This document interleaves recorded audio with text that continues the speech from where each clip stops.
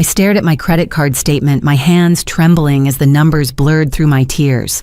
$22,000 gone. The Aspen charges lined up like Soldier's luxury resort, private ski lessons, designer boutiques, 5-star restaurants.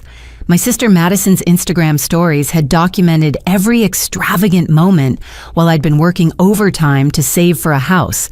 When my parents walked through my door that Sunday evening, tanned and laughing about their weekend, I knew everything was about to change forever. The moment my parents settled onto my secondhand couch, still glowing from their mountain getaway, I placed the credit card statement on the coffee table between us. My father, Robert, barely glanced at it before reaching for the TV remote. "Did you have a nice time in Aspen?" I asked, my voice steady despite the storm raging inside me. "Oh, Betty, it was wonderful." My mother, Linda, gushed, her new designer sunglasses still perched atop her freshly highlighted hair. "The resort was absolutely gorgeous. Madison had such a fantastic time. You should have seen her on the slopes."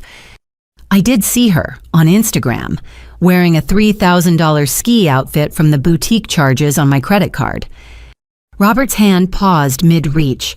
Linda's smile faltered for just a second before returning full force. "Now, sweetie," she began in that condescending tone I knew too well.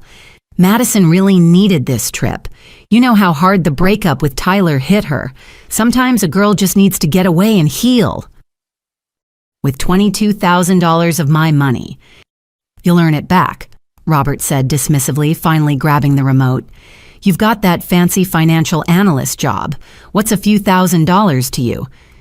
$22,000, I corrected. "Not a few thousand, 22. Linda actually laughed. The sound hit me like ice water. "Oh, Betty, don't be so dramatic. It's not like we robbed you. We're family. Family helps each other." "Family asks before taking enough money to buy a car," I shot back. "We didn't want to bother you while you were working," Robert said, flipping through channels as if we were discussing the weather.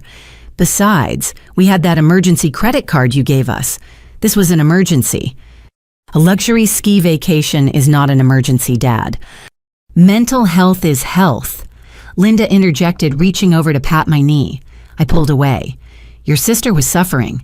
Would you rather she had done something drastic? You know how sensitive Madison is." I knew exactly how sensitive Madison was. At 25, she'd never held a job for more than 3 months, lived rent-free in our parents' converted garage, and seemed to have a crisis every time life demanded basic responsibility from her. "How did you even know the PIN?" I asked, though I already suspected the answer. "You wrote it on that little yellow sticky note," Linda said breezily. "The one you kept in your desk drawer when you lived here. Really, honey, you should be more careful with sensitive information." That sticky note. From 5 years ago. When I'd first gotten the card and made the mistake of trusting my parents enough to give them one for emergencies. Real emergencies. Like medical bills or car breakdowns. Not spa treatments and private ski instructors. "I need you to pay me back," I said firmly. "All of it. Now." Robert finally looked at me, his expression shifting from casual dismissal to annoyance. "Pay you back, Betty. Do you hear yourself? After everything we've done for you, we raised you, put a roof over your head, so food in your belly, and this is how you repay us, by keeping a tally." "You're really being quite selfish," Linda added, her voice dripping with disappointment. "I didn't raise you to be so materialistic." Materialistic. The word came out as a whisper. I thought of my 10-year-old Honda Civic, my thrift store furniture, the generic groceries I bought to save every penny possible for a house down payment. I've been saving for 3 years to buy a home. I work 60-hour weeks. I haven't taken a vacation since college. "And whose fault is that?" Robert asked. "No one told you to be a martyr. Maybe if you loosened up a little, had some fun like your sister, you wouldn't be so bitter about helping family." The room spun slightly. I gripped the arm of my chair, trying to ground myself in reality. This wasn't happening. My parents weren't seriously trying to flip this around on me. "I want my money back," I repeated, "every penny." Linda stood up, smoothing her designer jeans. "Well, we don't have it. We're not made of money like you apparently think we are. Your father's retirement barely covers our expenses. Then how did you afford the trip? We used your card for the whole thing, she said matter-of-factly. Like we said, it was an emergency. Madison needed this. Family comes first, Betty. I'm disappointed that we need to explain this to you. They gathered their things, my mother picking up her new Louis Vuitton purse. I wondered if that was on my card, too. We'll let you calm down, Robert said, heading for the door. When you're ready to apologize for making such a fuss over nothing, you know where to find us. Apologize? I stood up, my legs shaky. You stole from me. Stole? Linda's voice turned sharp. We're your parents. Parents don't steal from their children. Children help their parents. It's called being a family, Betty. Maybe one day when you have children of your own, you'll understand. The door closed behind them with a soft click. I stood there in my small apartment staring at the credit card statement still lying on the coffee table. $22,000.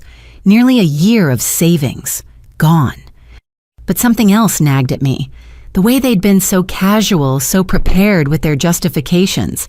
The ease with which they'd dismissed my concerns. This felt rehearsed. Practiced. I picked up my laptop and logged into my credit card account. I'd been so focused on the Aspen charges, I hadn't looked further back. My fingers trembled as I scrolled through previous statements. Statements I'd been too trusting, too busy to review carefully. There it was. Charge after charge I didn't recognize. Small ones at first, $50 here, $100 there. Restaurants I'd never been to. Stores I'd never shopped at. Gas stations in neighborhoods I never visited. Then bigger ones. Electronics, jewelry, furniture stores. The blood drained from my face as I opened statement after statement going back months, then years. This wasn't the first time, not even close. The Aspen trip wasn't a one-time emergency decision. It was simply the largest, most brazen theft in what appeared to be a long pattern of financial abuse. I reached for my phone with shaking hands. I needed to call my credit card company, then maybe a lawyer, then possibly the police. Because if my calculations were right, my parents hadn't just stolen $22,000. They'd been robbing me blind for years. I spent the entire night going through 3 years of credit card statements, bank records, and financial documents. By dawn, my dining table was covered in papers, highlighters, and sticky notes. My laptop screen showed spreadsheet after spreadsheet of unauthorized charges. The coffee had gone cold hours ago, but I couldn't stop documenting the betrayal laid out in black and white. The pattern was sickeningly clear. It started small, almost testing the waters. A $40 charge at Target, $60 at a gas station, amount small enough that passed me, exhausted from long work days, and trusting my parents completely had overlooked them. Why would I question a grocery store charge I shopped for groceries too? The genius of their theft was in its mundane camouflage. But as I highlighted charge after charge, the escalation became obvious. $40 became $400. Department stores replaced grocery runs. Designer boutiques appeared where discount retailers had been. They'd grown confident in my inattention, bold in their theft. January 2 years ago, $800 at Nordstrom. I remembered that month. I'd eaten ramen for 2 weeks straight because my checking account was mysteriously low. I'd blamed it on Christmas expenses catching up to me. March of last year, $1,500 in car repairs, but not for my reliable Honda. The mechanic shop was in their neighborhood, not mine. I'd been taking public transportation that month because I thought I couldn't afford gas. June 6 months ago, $3,000 at a furniture store.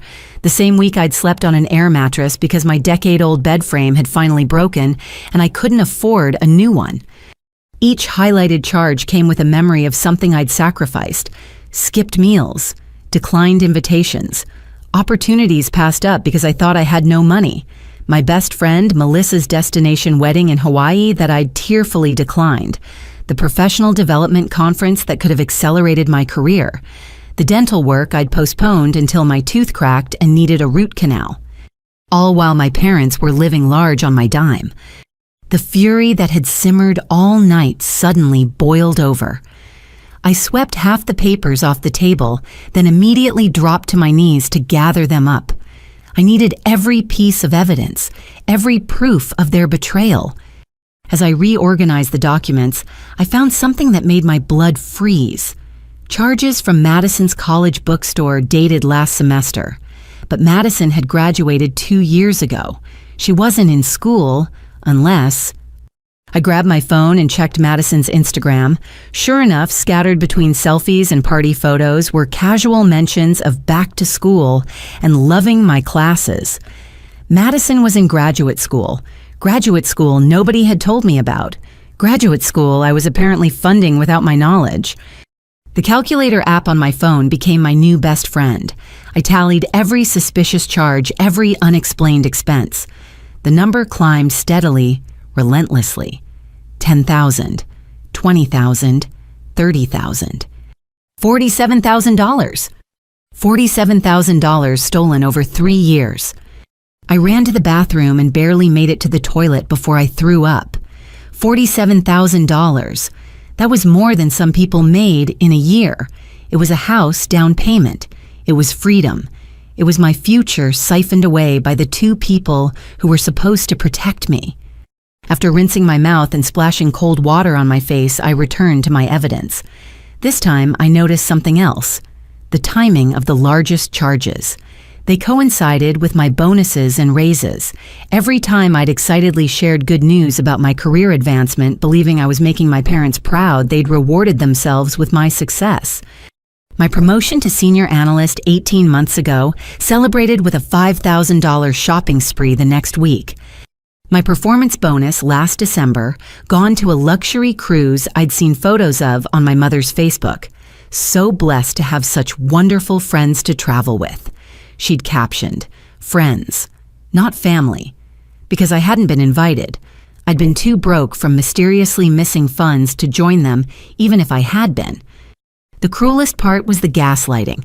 Every family dinner where they'd commented on my frugal lifestyle. Every concerned conversation about when I was going to start living a little. Every subtle dig about how I was too focused on money and needed to enjoy life more. You work too hard, honey, my mother had said just last month. You should treat yourself sometimes.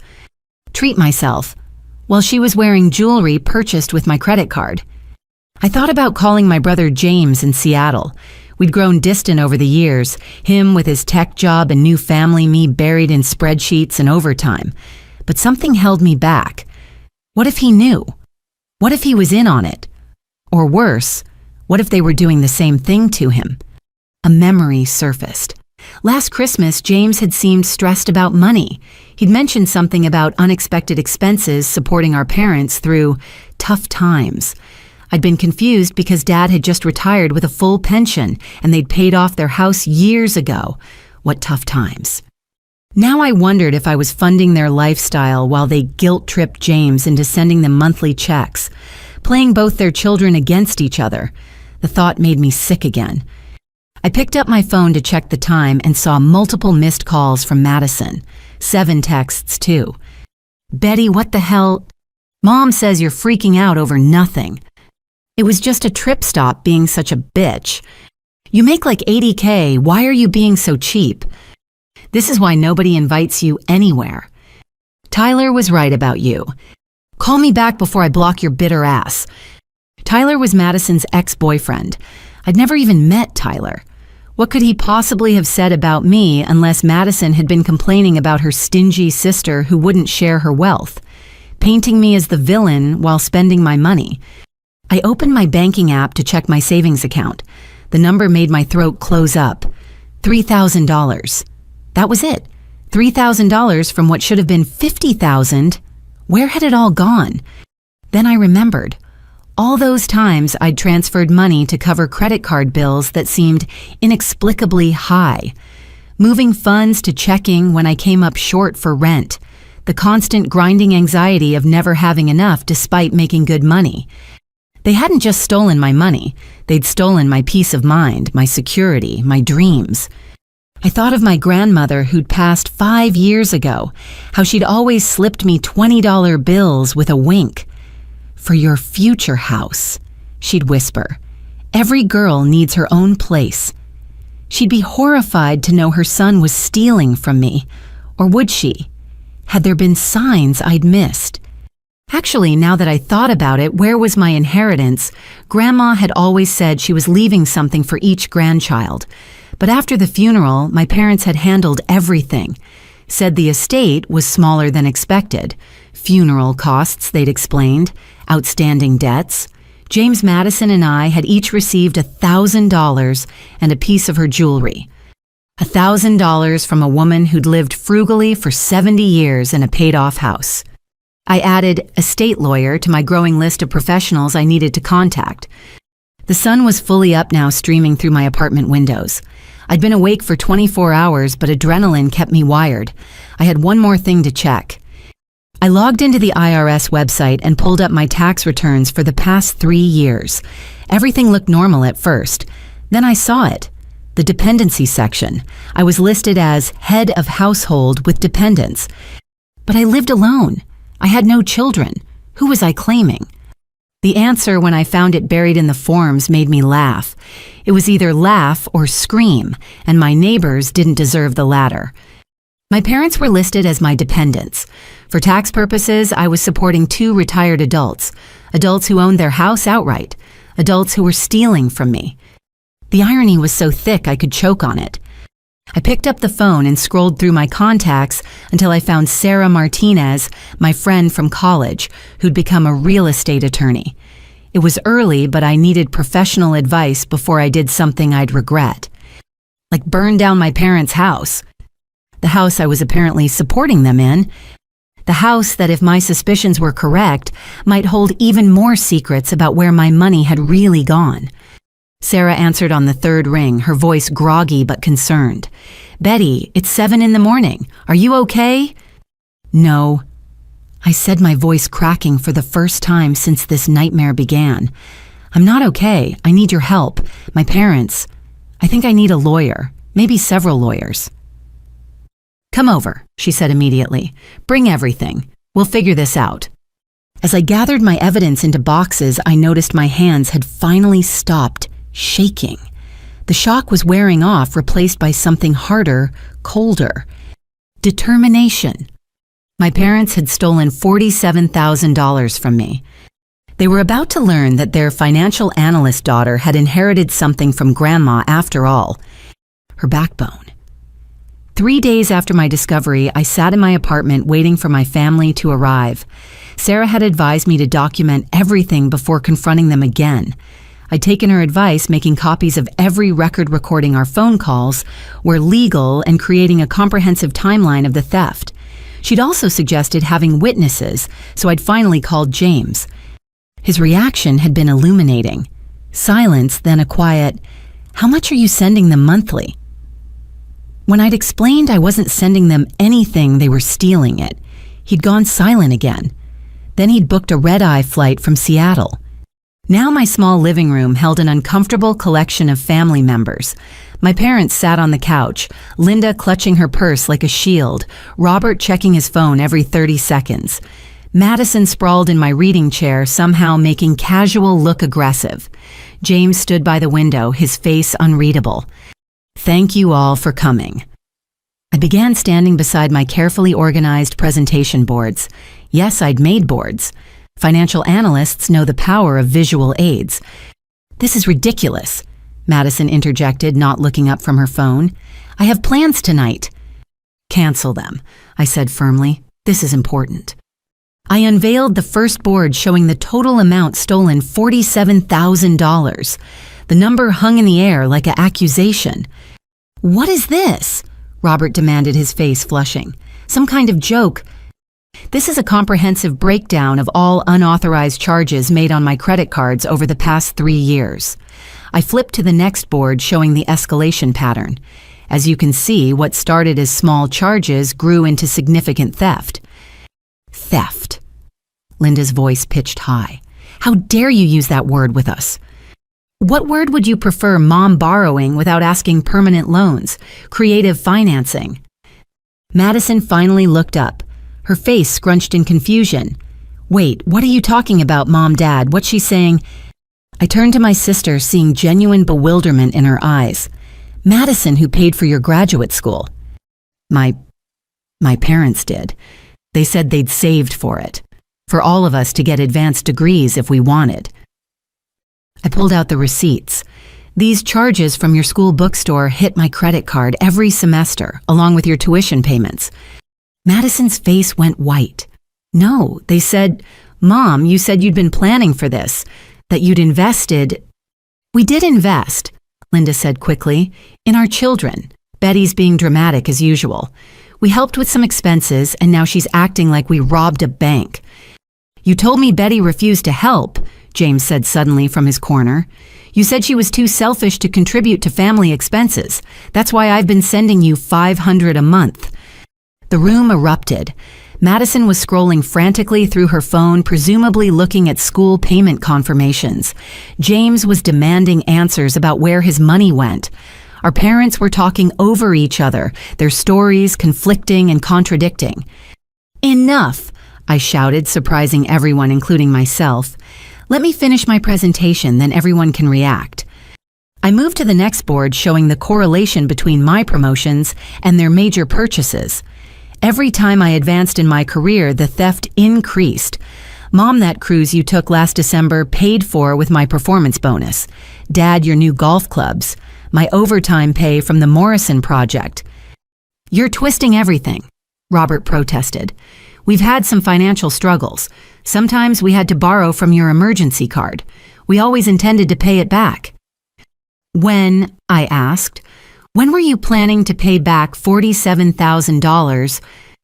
You make good money, Linda said, her tone shifting to wounded. We didn't think you'd miss it. We're living on a fixed income. Do you know how hard it is for retirees? Retirees who own their house outright, I challenged. Retirees who somehow afforded to send Madison to graduate school and take luxury vacations. James stepped forward. I want to see your financial records, he said to our parents. If you've been struggling so much that you needed to steal from Betty and manipulate me into sending money, I want to see proof. We don't have to prove anything to our children, Robert blustered. The disrespect in this room is appalling. We raised you better than this. You raised us to be victims of your fraud, I countered, flipping to the final board. This shows the legal definition of credit card fraud, identity theft, and financial elder abuse in reverse. Yes, that's a real thing. Using your position as parents to manipulate and steal from your adult children. Madison stood up abruptly. I think I'm going to be sick. She ran to my bathroom and we could hear her retching. Look what you've done, Linda accused. Your sister is sensitive. This is too much for her. Too much for her. James laughed bitterly. She got a free graduate degree courtesy of Betty's stolen money. Money you told me Betty was too selfish to share. I've been killing myself to send you support while raising 2 kids because I thought you were struggling. We are struggling, Robert insisted. The cost of living, inflation, medical bills. What medical bills? I pulled out another file. I called your insurance company. You haven't had any major medical expenses. Your premiums are covered by Dad's pension. So where did James's money go? Where did my money go? Madison returned, her face pale and tear-streaked. I found the payment confirmations, she said quietly. The account they came from, it's not yours, is it? She looked at our parents with dawning horror. Sweetheart, you don't understand, Linda started. I understand that you lied to me. You made me think Betty was this horrible, selfish person who wouldn't help her family. I've been telling people my sister is stingy and materialistic. I've been awful to her, and the whole time she was paying for everything. She wasn't paying, Robert said firmly. We were using available resources to invest in your future. That's what parents do. No, James said, his voice deadly quiet. Parents ask, parents discuss. Parents don't steal and then pit their children against each other. How much of my money went to Madison's school? How much went to your vacations? The room fell silent. Our parents exchanged looks, having an entire conversation without words. Finally, Linda straightened her shoulders. We don't have to sit here and be interrogated by our own children. We've made some financial decisions you don't agree with. That doesn't make us criminals. Actually, it does, I said, which is why I've already filed police reports and contacted the credit card companies. There's an active fraud investigation. You'll probably be contacted soon. The color drained from both their faces. You didn't, Robert whispered. You wouldn't do that to your own parents, Linda said, but uncertainty flickered in her eyes. I did exactly what I should have done the moment I discovered the theft. I protected myself and sought legal recourse, just like you taught me, Dad. Remember, always stand up for yourself, Betty. Don't let anyone push you around. Great advice. This is insane. Robert stood up, pulling Linda with him. We're leaving. When you come to your senses and realize what you're doing to your family, don't come crying to us. Wait, Madison said. I want to know the truth, all of it. How long have you been doing this? What else have you lied about?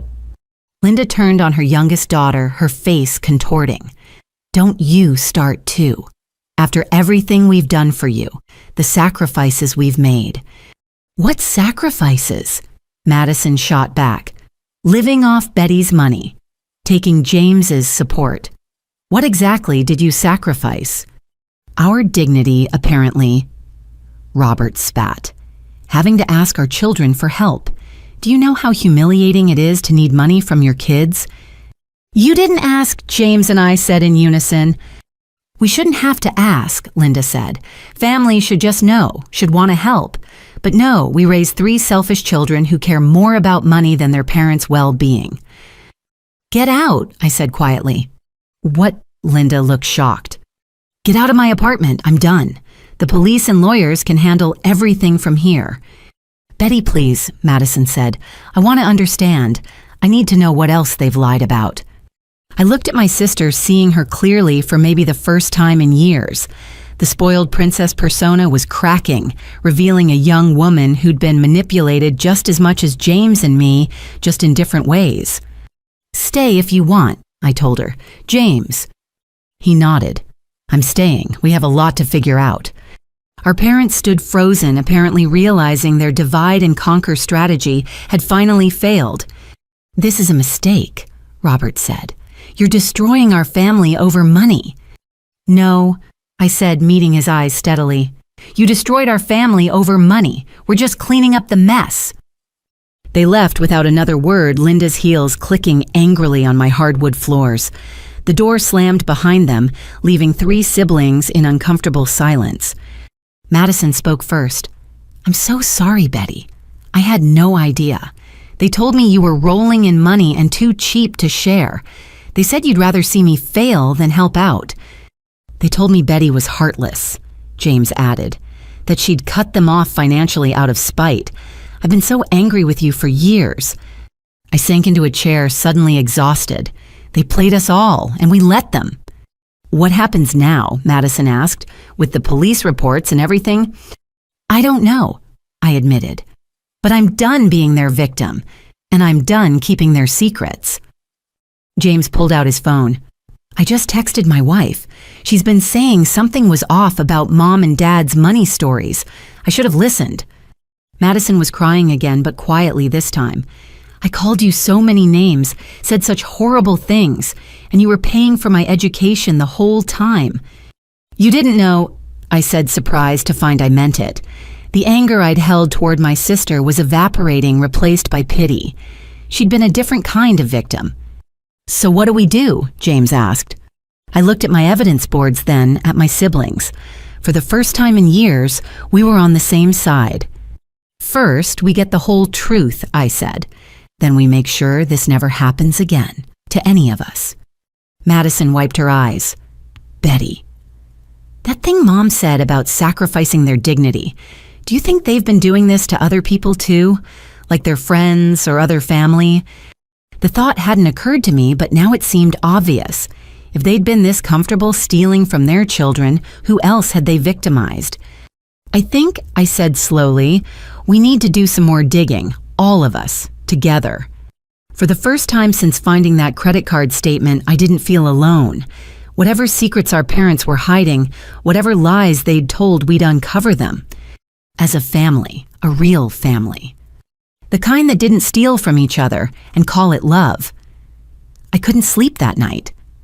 After James and Madison left, promising to dig into their own financial records, I lay in bed staring at the ceiling. Something was nagging at me, a detail I'd overlooked in the chaos of the family meeting. My mother's comment about living on a fixed income kept replaying, but that made no sense. Dad's pension was generous, they had no mortgage, and now I knew they were getting money from both James and me. Where was it all going? At 3 a.m, I gave up on sleep and opened my laptop. If my parents had taught me anything, it was that financial records don't lie. People do, but numbers don't. I started with public records. Property searches were easier than most people realized, especially with the right databases. I typed in my childhood address, expecting to see my parents' names as the sole owners of the house they'd lived in for 30 years. What appeared on my screen made me sit bolt upright. The house wasn't just in their names, it was in mine too. Betty Ann Richardson added to the deed 7 years ago. I had a vague memory of signing papers around that time. My parents had said it was for tax purposes, that it would help them somehow. I'd been fresh out of college, working my first real job, trusting them completely. I'd signed without reading, without questioning. According to the records, I owned 75% of the house. 75%. My hands trembled as I dug deeper. How was that possible? Why would they give me majority ownership? The answer came in the form of a refinancing document from the same year. They'd pulled out all the equity in the house, nearly $400,000. But the bank had required a co-signer with good credit and stable income. Enter their financially responsible daughter, eager to help her parents with tax purposes. They'd used me to refinance, pulling out massive equity, and somehow the deed had been restructured, giving me majority ownership. Whether by their mistake or the banker's assumption that the young professional was buying out her parents' house, I now owned 3/4 of my childhood home. But where had $400,000 gone? I kept searching my financial analyst skills in overdrive.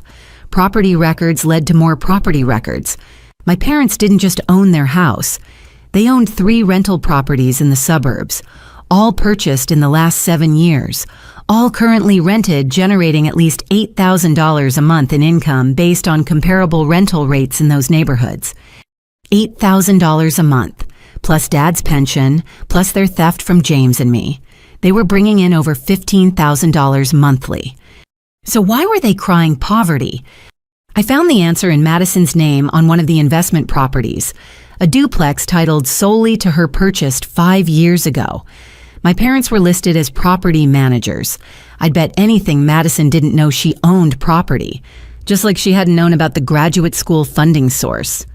My phone buzzed, James also unable to sleep. "I found something," he texted. "Can I call?" "Please," I responded. His voice was tight with anger when he called. "I've been going through everything. You know those 500 monthly payments I've been sending? They told me it was for their mortgage.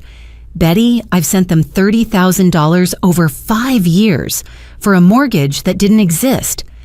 "James," I said carefully, "are you sitting down?" "Why?"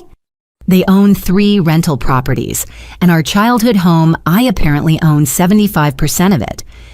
The silence stretched so long I thought we'd been disconnected. "What?" he finally said. I explained what I'd found.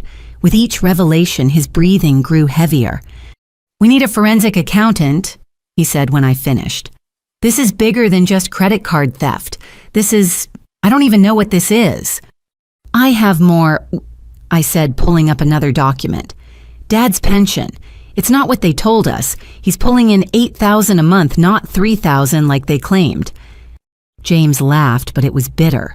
"Of course he is. God, we're idiots." "We're not idiots. We trusted our parents. That's what children do." "I'm 32 years old, Betty. At what point do I stop being a trusting child and start being a gullible adult?" I didn't have an answer for that. At 28, I was asking myself the same question. "There's something else," I said, remembering Grandma's estate. Do you remember what Mom and Dad said about Grandma's will? That the estate was smaller than expected. Funeral costs ate up most of it. Right. But I just found her obituary online. It mentions she was preceded in death by Grandpa 15 years ago. James' grandpa had life insurance through Boeing, a big policy. Grandma lived simply for 15 years after he died. Where did that insurance money go? You think they stole from Grandma too? I think we need to see that will. We agreed to meet at the courthouse when it opened. Public records were beautiful things when you knew where to look. I spent the remaining hours until dawn creating a comprehensive financial timeline. Every property purchase, every major expense I could track, every lie we'd been told. The picture that emerged was staggering. My parents weren't struggling retirees scraping by on a fixed income. They were property moguls with multiple revenue streams who'd been systematically defrauding their children while building a real estate empire. The courthouse opened at 8. James and I met on the steps, both clutching coffee like lifelines. He looked as exhausted as I felt. "Ready for this?" he asked. "No, you..." "Not even close." We found Grandma's will in the probate records. The legal language was dense, but the basics were clear. She'd left her house to be sold with proceeds split equally among her 3 grandchildren. The house had sold for $450,000. We should have each received $150,000. We'd gotten $1,000. "I'm going to be sick," James said, gripping the counter. I kept reading. There was also mention of a trust Grandpa had set up, money for his grandchildren's education managed by his son Robert until each grandchild turned 25. I was 28. James was 32. Neither of us had heard about any trust. "We need a lawyer," I said. "A really good one." "I know someone," James said. "My company uses her for corporate matters, but she does personal stuff too. She's expensive, but worth it." "I don't care what it costs. I want answers." We made copies of everything, then sat in James's car processing what we'd learned. "The house money," he said suddenly. "The $400,000 they pulled out in the refinance. That's exactly what they would have owed us from Grandma's house sale." The pieces clicked together. They used my credit to access equity equal to what they stole from us, then used that money to buy rental properties. In Madison's name. So when they die, she inherits everything. We get nothing because they already stole our inheritance. Unless, James trailed off thinking, "Betty, you own 75% of their house. What if you forced a sale?" The idea had occurred to me, but hearing James say it made it real. They're our parents. They're criminals who happen to be our parents. There's a difference. My phone rang. Madison. "I can't find any records of owning property," she said without preamble, "but I found tax documents in my email. I've been paying taxes on rental income I've never received. Betty, what's happening? Can you meet us?" I gave her the address of a nearby cafe. An hour later, the 3 Richardson siblings sat around a small table, evidence of our parents' crimes spread between us. "So let me get this straight," Madison said, her face pale. "They stole our inheritance from Grandma, used Betty's credit to pull equity from their house, used that money to buy rental properties in my name, have been collecting rent while making me pay the taxes, and this whole time they've been taking money from both Betty and James while telling us all different lies about each other. That's the summary yes," I confirmed. "I'm going to lose everything, aren't I?" Madison asked quietly. "The property's in my name. If they bought them with stolen money..." "We don't know that yet," James said gently. "We need professional help to sort this out." "I'll pay for the lawyer," I said. Madison shook her head. "With what money they've stolen everything from you." "I'll figure it out. I always do." "No," James said firmly. "We split the legal costs 3 ways. We're in this together." Madison was crying again. "I don't have any money. I just found out the graduate degree I thought was a gift was actually paid for by my sister, who I've spent years trash-talking. I live in their garage because I can't afford rent, except apparently I own a rental property I didn't know about. I'm 25 years old and my whole life is a lie. I reached across the table and took her hand.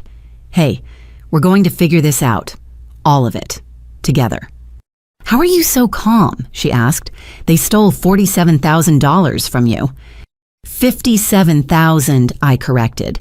If you count my share of Grandma's estate, and I'm not calm, I'm furious, but I'm also determined. They're not going to win.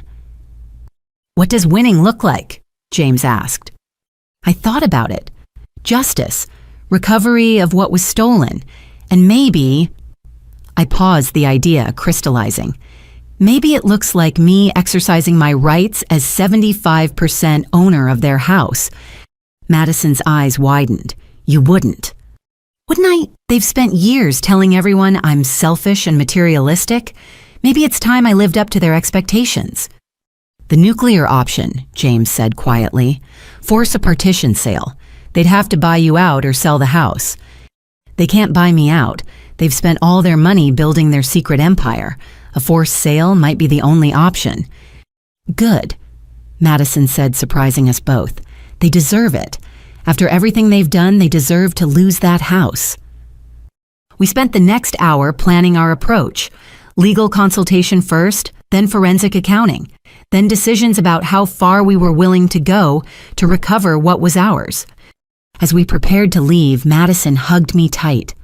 I'm sorry, she whispered, for everything. For believing them, for the things I said. We were all victims, I told her, just in different ways. Not anymore, James said. Now we're plaintiffs. I laughed despite everything, my brother, the tech executive, already thinking in legal terms. As I drove home, I thought about the conversation I'd have with Sarah, my real estate attorney friend. She'd mentioned something called a partition sale when I'd first told her about the situation. I thought it was too extreme then. Now, with evidence of massive fraud, inheritance theft, and property manipulation, it seemed like the minimum response. My parents had spent years building their house of cards on a foundation of their children's trust and money.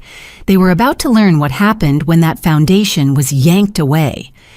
The house they'd refinanced using my credit, giving me 75% ownership in the process, the one they'd been so confident I'd never know about or act on. I was about to sell it out from under them. After all, they'd raised me to be financially savvy, to maximize investments, to know my rights and use them. Careful what you teach your children. They might just learn. Sarah Martinez's law office occupied the top floor of a downtown high-rise, all-glass walls and modern furniture that screamed success. I'd known Sarah since our freshman year at State, but seeing her here in her element reminded me how far we'd both come from our dorm room study sessions. Betty. She greeted me warmly, then noticed my companions.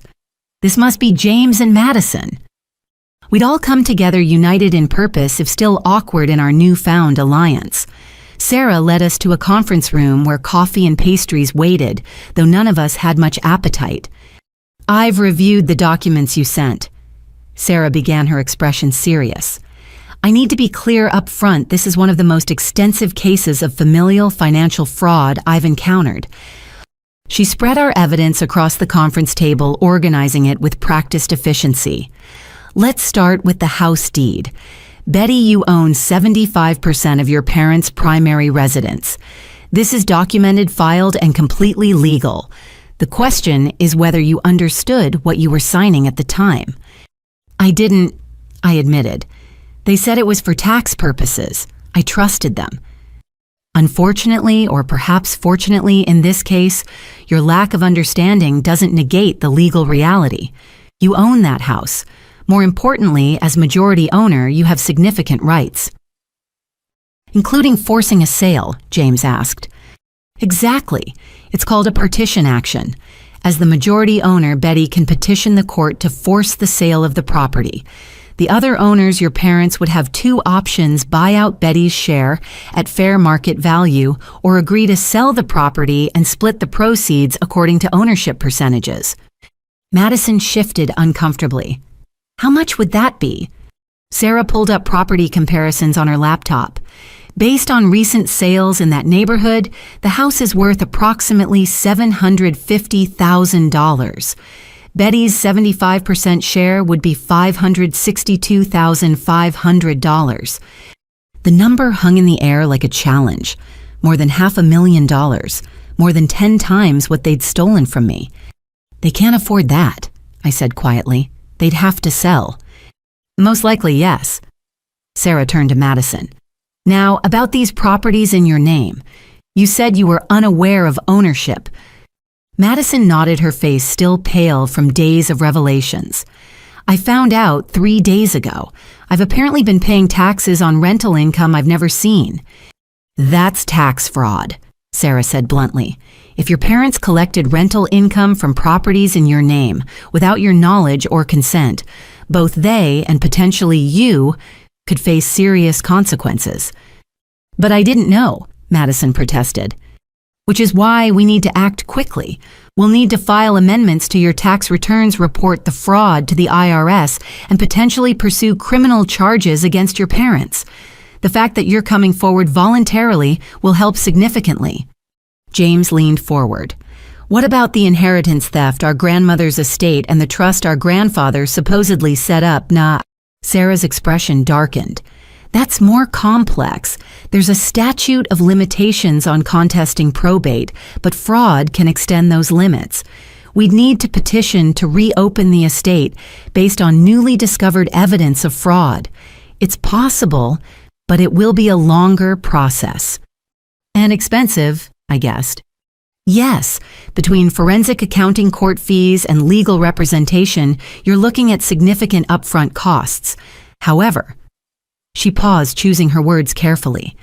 Given the clear evidence of fraud and the assets involved, I believe you have an excellent chance of recovery, plus attorney fees and damages.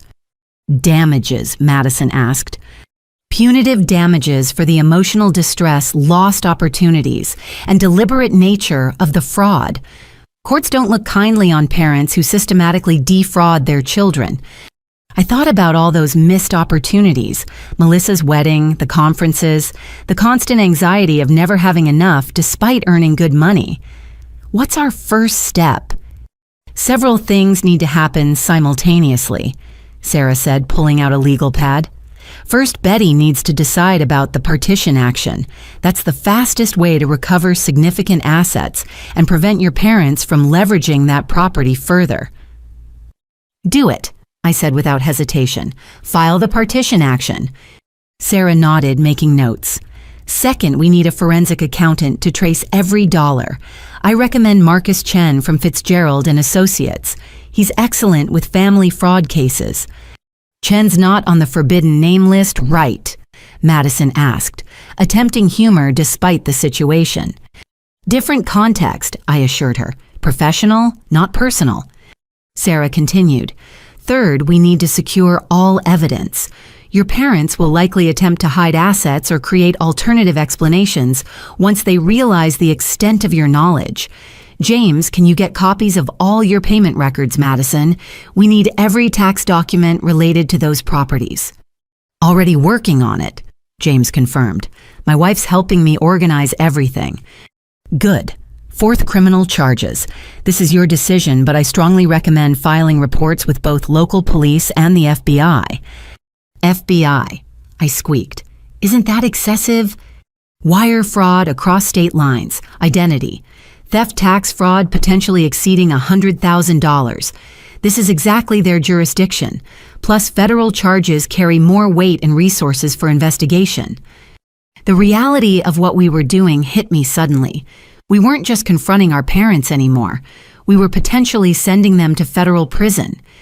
I need a minute, I said, standing abruptly. Sarah nodded understandingly. There's a break room down the hall. Take your time.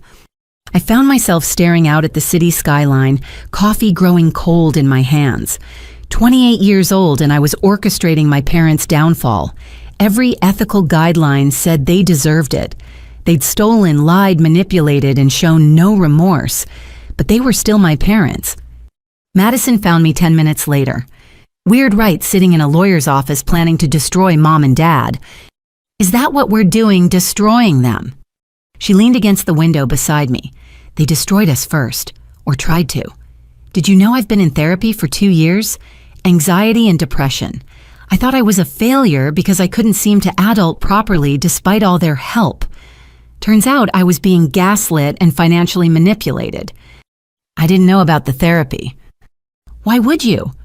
According to them, you didn't care about my struggles. Too busy being successful and selfish. She laughed bitterly. God, Betty, they had me so turned around I actually resented you for earning your success, while you were paying for my education. You couldn't have known. But I should have questioned it. Should have wondered why they always had money for my needs, but were constantly claiming poverty. Should have noticed how they talked about you and James. Divide and conquer, right out of the toxic parent playbook. I agreed. So what do? Let them get away with it because DNA says we should love them unconditionally. I turned to look at my little sister, really seeing her. The party girl persona had evaporated, completely replaced by a young woman grappling with hard truths.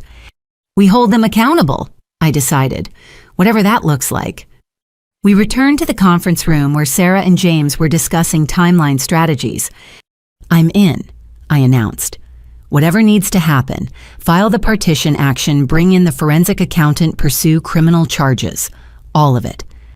Me too, Madison added. I'll cooperate fully with the tax situation, turn over the properties, whatever it takes to make this right. James nodded. Unanimous, let's do this. Sarah smiled, the expression sharp with professional satisfaction. Excellent. Now there's one more thing we need to discuss. Your parents will likely hire their own attorney once they're served. They'll probably try to negotiate, manipulate, maybe even attempt to transfer assets. You need to be prepared for escalation. Meaning, I asked. Meaning they'll get desperate. Desperate people do desperate things. I recommend changing all your locks, passwords, security questions. Put alerts on your credit. Maybe even consider temporary relocation if they know where you live. You think they'd get violent? Madison asked, alarmed. Not necessarily physical violence, but financial violence, emotional manipulation, absolutely. They've already proven capable of significant deception. Don't underestimate what they might do when cornered. We spent another 2 hours going through documentation, signing representation agreements, and establishing communication protocols. Sarah would file the partition action within the week. Marcus Chen could start forensic accounting immediately. Criminal reports would be filed after we had the full financial picture. As we prepared to leave, Sarah pulled me aside. Betty, you're the primary victim here, and you have the most power with that property ownership. They're going to come at you hardest. Are you prepared for that? I thought about the years of sacrifice, the stolen opportunities, the lies that had shaped my entire adult life. They trained me to be financially responsible, to know my rights, to maximize my investments. I'm just applying their lessons. Poetic justice. Sarah approved. My favorite kind. Outside the building, the 3 Richardson siblings stood awkwardly unsure how to proceed with our new dynamic. Want to get lunch? Madison offered. I know I've been awful about money, but I can actually pay now that I know I'm not broke. You're not awful about money, I corrected. You were kept deliberately ignorant about money. There's a difference. Lunch sounds good, James agreed. We should probably talk strategy anyway. Sarah's right about them escalating. We found a quiet restaurant nearby and for the first time in years had an honest conversation. No parental manipulation coloring our perceptions of each other. No lies creating false resentments. Just 3 siblings discovering who we really were beneath the fraud. I keep thinking about Grandma, Madison said over her salad. She lived so frugally, always clipping coupons, wearing the same coat for 20 years. And the whole time she was sitting on enough money to transform our lives. She wasn't sitting on it, James corrected. She left it to us. They just stole it. Do you think she knew, I wondered, what they were capable of? Maybe that's why she set up the trust with Grandpa, James suggested, to protect the money. She just didn't count on her son being willing to defraud his own children. My phone buzzed, Sarah already working. Partition action drafted, can file Monday if you're still certain. I showed the message to my siblings. Do it, Madison said immediately. They've been living in that house on stolen money, money that should have been ours. Selling it is the least they deserve. Agreed, James added, though we should probably brace for impact once they're served. I typed back my confirmation to Sarah, then looked at my siblings. You know what? I'm glad this happened. They stared at me like I'd lost my mind.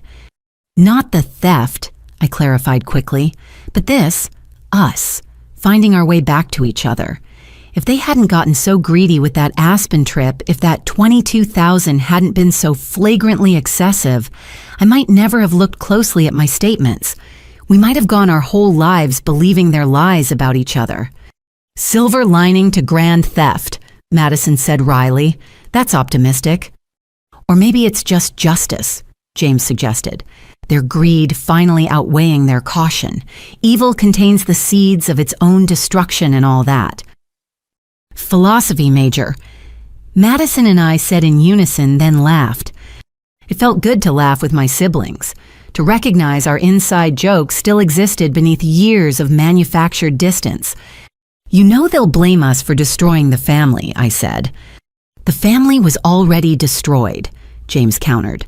We're just acknowledging it, and maybe building something better. Something honest, Madison added. My phone rang, an unknown number, but something made me answer. Betty. This is Marcus Chen from Fitzgerald and Associates. Sarah Martinez said you needed forensic accounting services urgently. Yes, thank you for calling so quickly. I've reviewed the initial documents Sarah sent. I can start immediately if you're ready. Fair warning, based on what I'm seeing, this rabbit hole likely goes deeper than you know. Deeper than systematic theft of our inheritance, credit fraud, and property manipulation. How much deeper, and I asked. Let's just say your parents have been very busy and very sloppy. Digital footprints are hard to erase when you're moving this much money. Can you come by my office tomorrow? I looked at my siblings who were watching with concern. We'll be there. All three of you, excellent. Bring every financial document you can find. Bank statements, tax returns, investment accounts, even old utility bills. Sometimes the smallest details reveal the biggest frauds.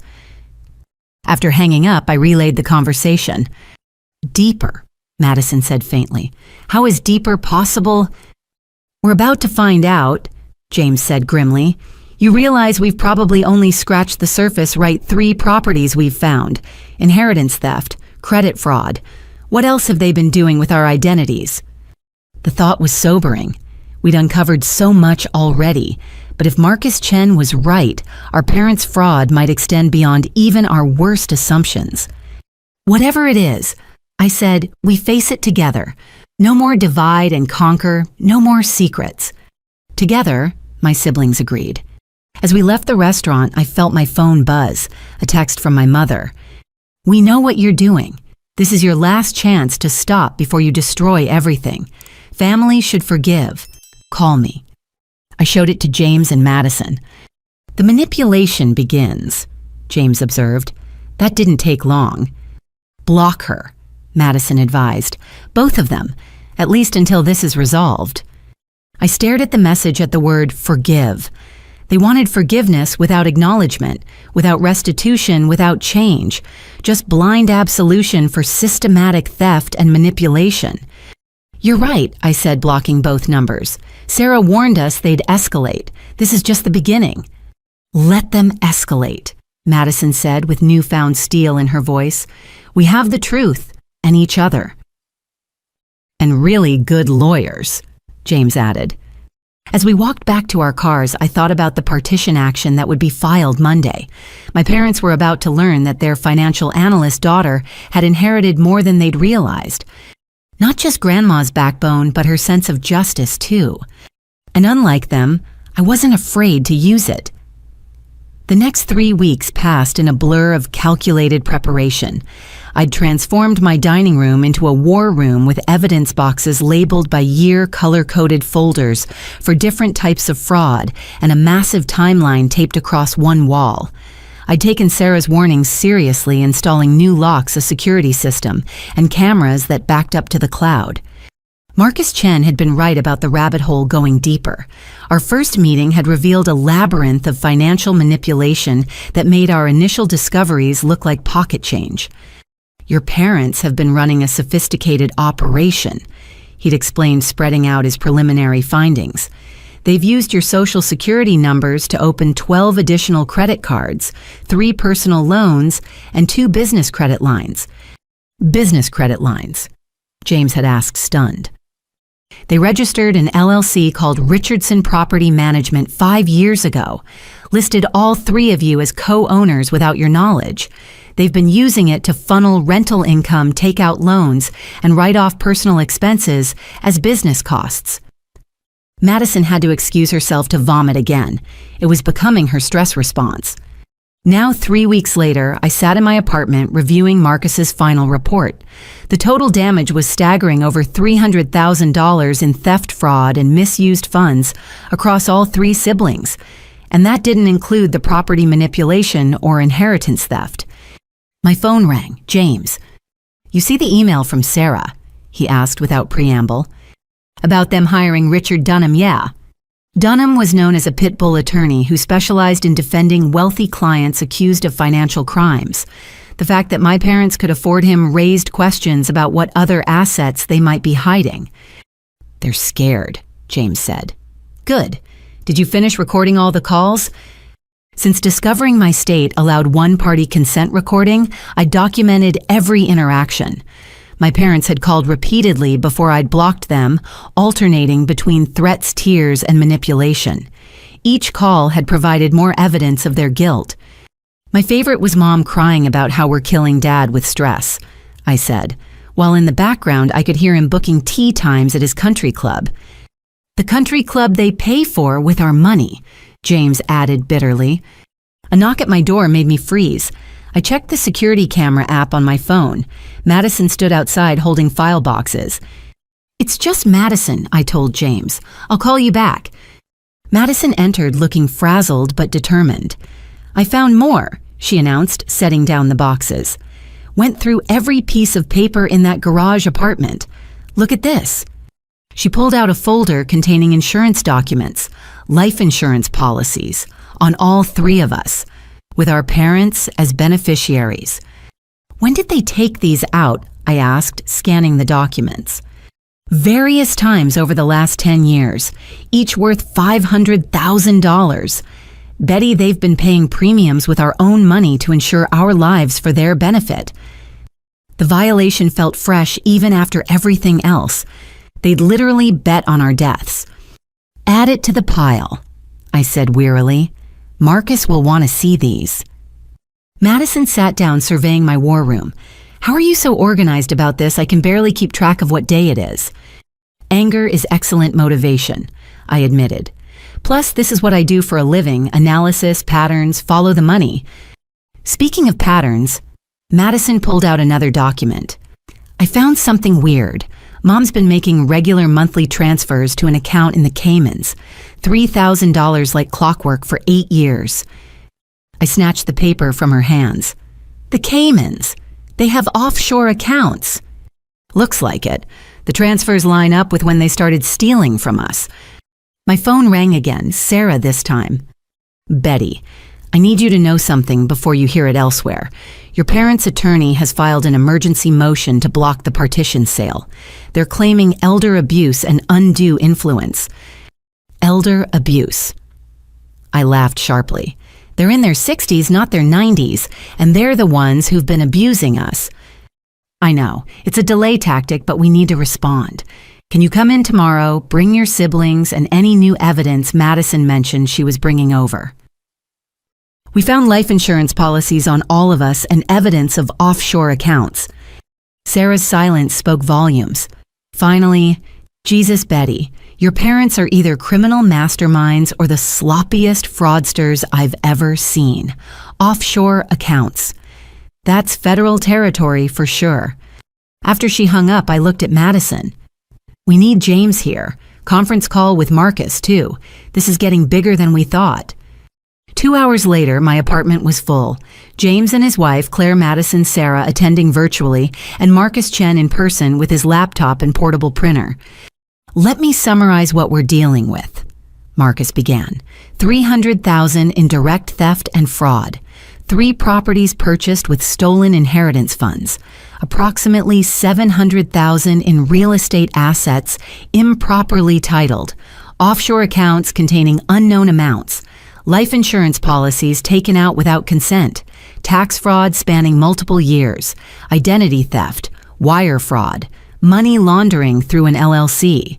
Am I missing anything? Just the complete destruction of family trust, Madison muttered. From a legal standpoint, Sarah said through the laptop screen, we have enough to put them away for decades. The question is how far you want to pursue this. All the way, I said immediately. They've shown no remorse. They're still trying to paint us as the villains. They hired Richard Dunham to fight us. I'm done playing nice. Agreed, James said, Claire squeezing his hand supportively. They made their choice, repeatedly, for years. Madison nodded. I'm tired of being their victim or their unwitting accomplice, whatever it takes to end this. Marcus pulled up a new document. Then here's what I recommend. We compile everything into a comprehensive report for the FBI. Financial crimes of this magnitude, especially with offshore components, will get their attention. Meanwhile, Sarah proceeds with the civil suits, the partition sale recovery of stolen funds and damages. What about the properties in my name? Madison asked. We'll petition to have them transferred to a trust controlled by all 3 siblings, Sarah suggested. Show the court you're not trying to profit from your parents' crimes, just recover what's rightfully yours. I don't want to profit, Madison said firmly. I want justice and my life back. Claire, who'd been quietly observing, finally spoke. Can I ask something? What's your endgame here? Beyond the legal victories, what do you actually want? We all fell silent, considering. I want the truth acknowledged, I said finally. No more lies, no more gaslighting, no more pretending we're the bad guys for demanding basic honesty. I want them to face consequences, James added. Real ones. Not just financial recovery, but actual acknowledgement of what they've done. I want to be free, Madison said softly. Free from their manipulation. Free from the guilt. Free to have relationships with my siblings without their poison. Marcus nodded approvingly. Those are achievable goals. The legal system can't make them apologize sincerely, but it can certainly make them face consequences. What's our timeline? I asked. I'll have the FBI report ready by Monday, Marcus said. Sarah, when's the hearing on their emergency motion? Thursday, which gives us 5 days to prepare our response. I'll need affidavits from all 3 of you detailing the pattern of manipulation and theft. What about the offshore accounts? Madison asked. How do we trace those? The FBI has resources we don't, Marcus explained. Once they're investigating, they can work with international banking authorities. Your parents were sloppy enough to make regular transfers from their U.S. accounts. That creates a paper trail. Speaking of sloppy, I said, pulling out my recorded calls file. Want to hear Mom admitting to using my credit cards without permission. We spent the next hour reviewing recordings. Each call was more damning than the last. My father dismissing the theft as family helping family. My mother crying about how ungrateful we were while simultaneously admitting she'd used our information for loans. Both of them discussing their investments openly, apparently forgetting that investments required actual money, not stolen funds. This is gold, Sarah said. They've essentially confessed to everything, multiple times. Ego, Marcus diagnosed. They've been getting away with this for so long they couldn't imagine consequences. Classic fraudster mistake. Claire's phone buzzed. She glanced at it and frowned. James, your mom's calling me. Don't answer, James said immediately. They're trying to find ways around our blocks. Already declined, Claire assured him. But she's left 3 voicemails today. Something about how I need to talk sense into you before you destroy your father's health. Dad's health is fine, Madison said.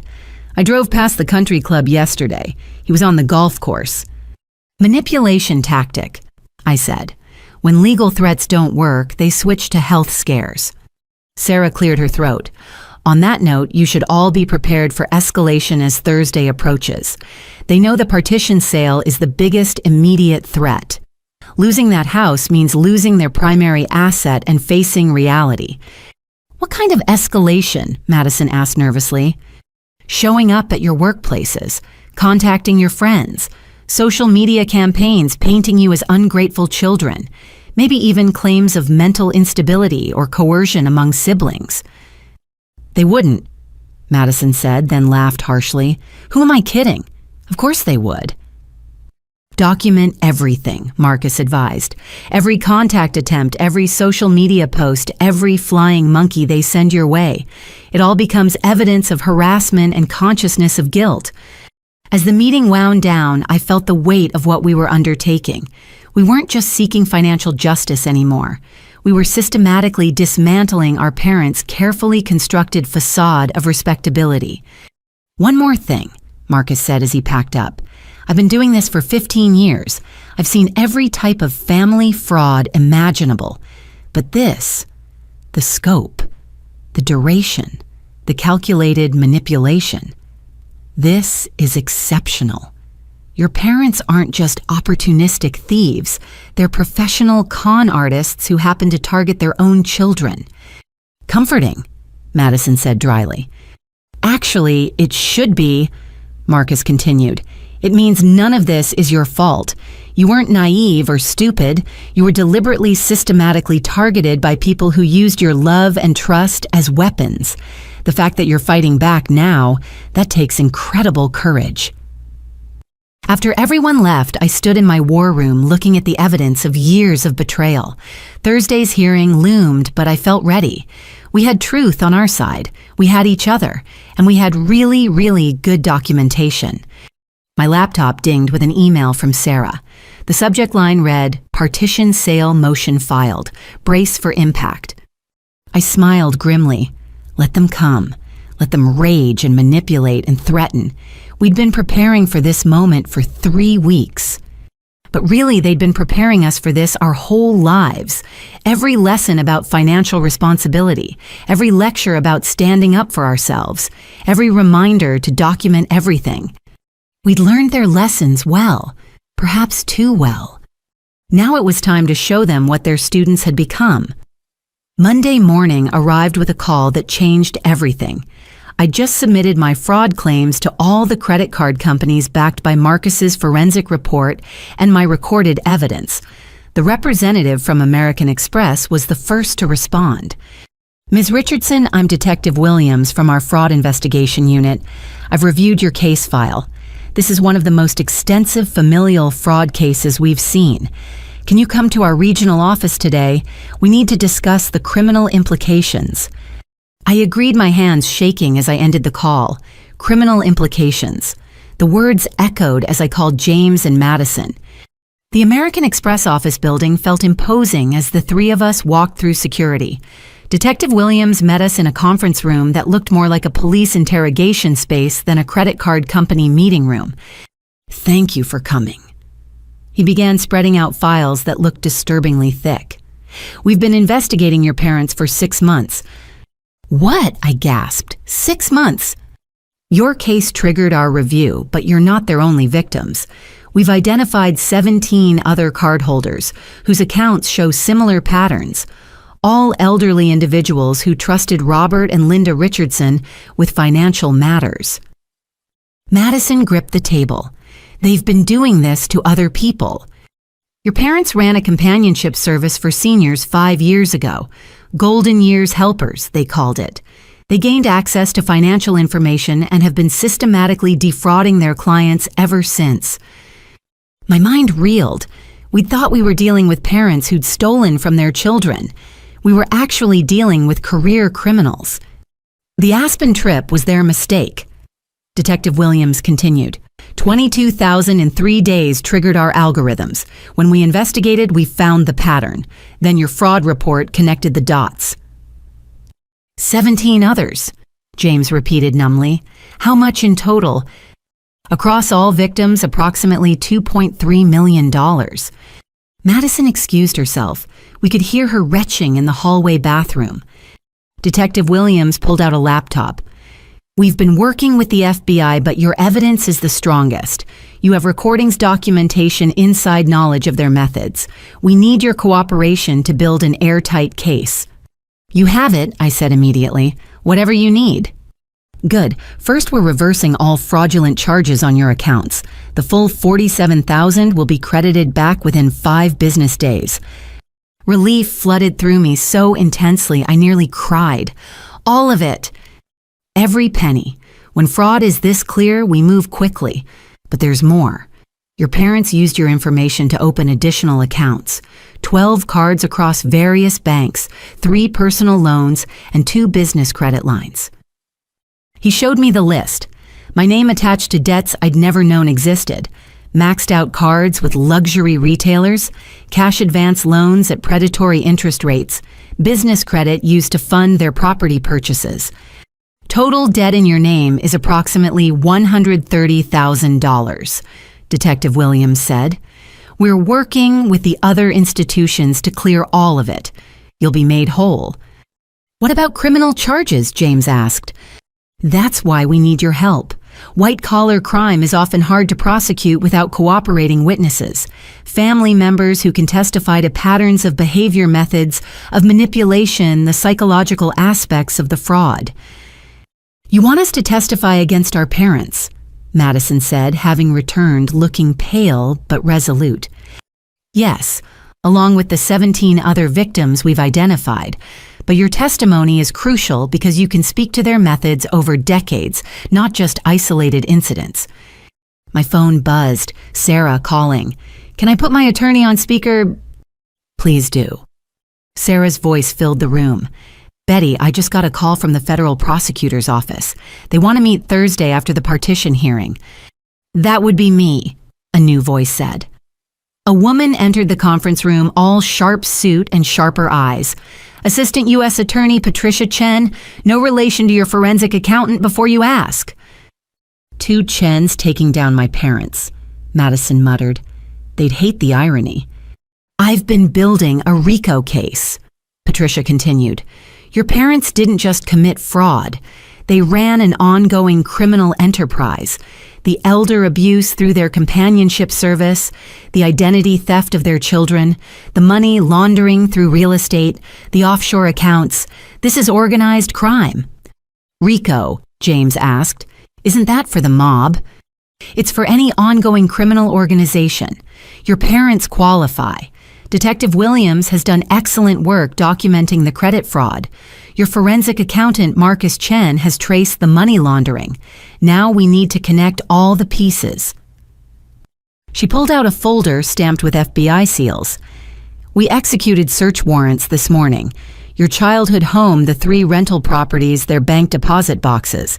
We found interesting things. Such as, I asked, though I wasn't sure I wanted to know. Ledgers. Your mother apparently kept detailed records of every theft labeled with code names. Your golden goose, Betty. James is Seattle Sucker. Madison is Princess Payout. Charming, Madison said flatly. They also had files on their elderly victims, research on their assets, family situations, vulnerabilities. This was premeditated, organized, and extensive. Detective Williams added, We've frozen all their accounts. Personal business and thanks to international cooperation, the Cayman accounts too. They can't access any funds while the investigation proceeds. Good, I said, surprised by my own viciousness. Let them feel what it's like to have no money. There's something else, Patricia said carefully. We found evidence they were planning to flee. Plane tickets to Costa Rica for next month. One way. They were going to run with whatever they could liquidate. The betrayal hit fresh. They'd been planning to abandon us entirely, leaving us with debt-destroyed credit and no answers. But the partition filing accelerated their timeline, Patricia continued. Your legal action forced them to lawyer up instead of running. You trapped them without knowing it. My phone buzzed again, multiple texts from unknown numbers. Betty, please call us. Dad's in the hospital. You're killing your father. Family forgives family. I showed them to Detective Williams. They're using burner phones now, claiming medical emergencies. Document everything, he advised. It's witness intimidation. Madison's phone rang. She looked at the caller ID and frowned. It's Tyler, my ex. Don't answer, Sarah advised through the speaker. If your parents are desperate enough to reach out to ex-boyfriends, they're escalating dangerously. But Madison had already accepted the call, putting it on speaker. Tyler, Madison, your mom called me. She's hysterical.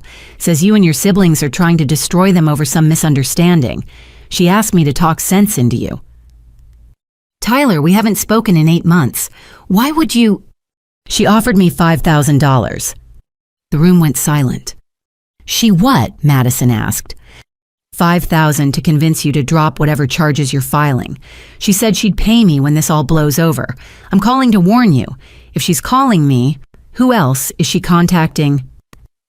Thank you for telling me, Madison said quietly, and for not taking the money. I may be a jerk, but I'm not that kind of jerk. Be careful, Mads, your mom sounded unhinged. After Madison hung up, Patricia made notes. Witness tampering. Add it to the charges. This is exactly why we need to move fast. They're getting desperate. What happens next? James asked. We arrest them, Patricia said simply. Probably within 48 hours. We have enough evidence and they're clearly flight risks. Once they're in custody, we can prevent further tampering and intimidation.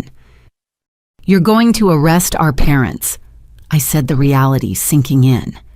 Your parents are going to be arrested for running a criminal enterprise that stole millions from vulnerable victims, including their own children, Patricia corrected. There's a difference. Detective Williams began packing up his files. The credit restoration will begin immediately. All fraudulent accounts will be closed, all debts erased, and we'll be adding extra security monitoring to your credit profiles. Your financial recovery starts now. What about the others? Madison asked. The elderly victims. We're reaching out to all of them. Most will recover their funds through insurance and restitution. Your parents' assets will be liquidated to pay back victims. As we prepared to leave, Patricia pulled me aside. You started this. Your courage in filing that first fraud report opened up an investigation that will help 17 other families. You should be proud. I don't feel proud, I admitted. I feel empty. That's normal. You're grieving the parents you thought you had while fighting the criminals they actually are. It's complicated, but you're doing the right thing. Outside the building, my siblings and I stood in the parking lot processing what we'd learned. $2.3 million, James said. They stole $2.3 million. From elderly people, Madison added. People who trusted them to help. And from us, I reminded them, we were just their first victims. My phone rang. Sarah. I just got off the phone with opposing counsel, she said. Your parents' attorney wants to meet. Off the record, tonight. Why, I asked. My guess, they know about the search warrants. They know the walls are closing in. They want to negotiate before the arrests happen. I looked at my siblings. What do you think? No deals, Madison said firmly. They had years to make this right. Agreed, James added. Let justice run its course. Tell Dunham no meeting, I told Sarah. We'll see them in court Thursday, if they're not in federal custody by then. As I drove home, my credit card app notified me of a credit to my account. $47,000. Just like that, electronically restored.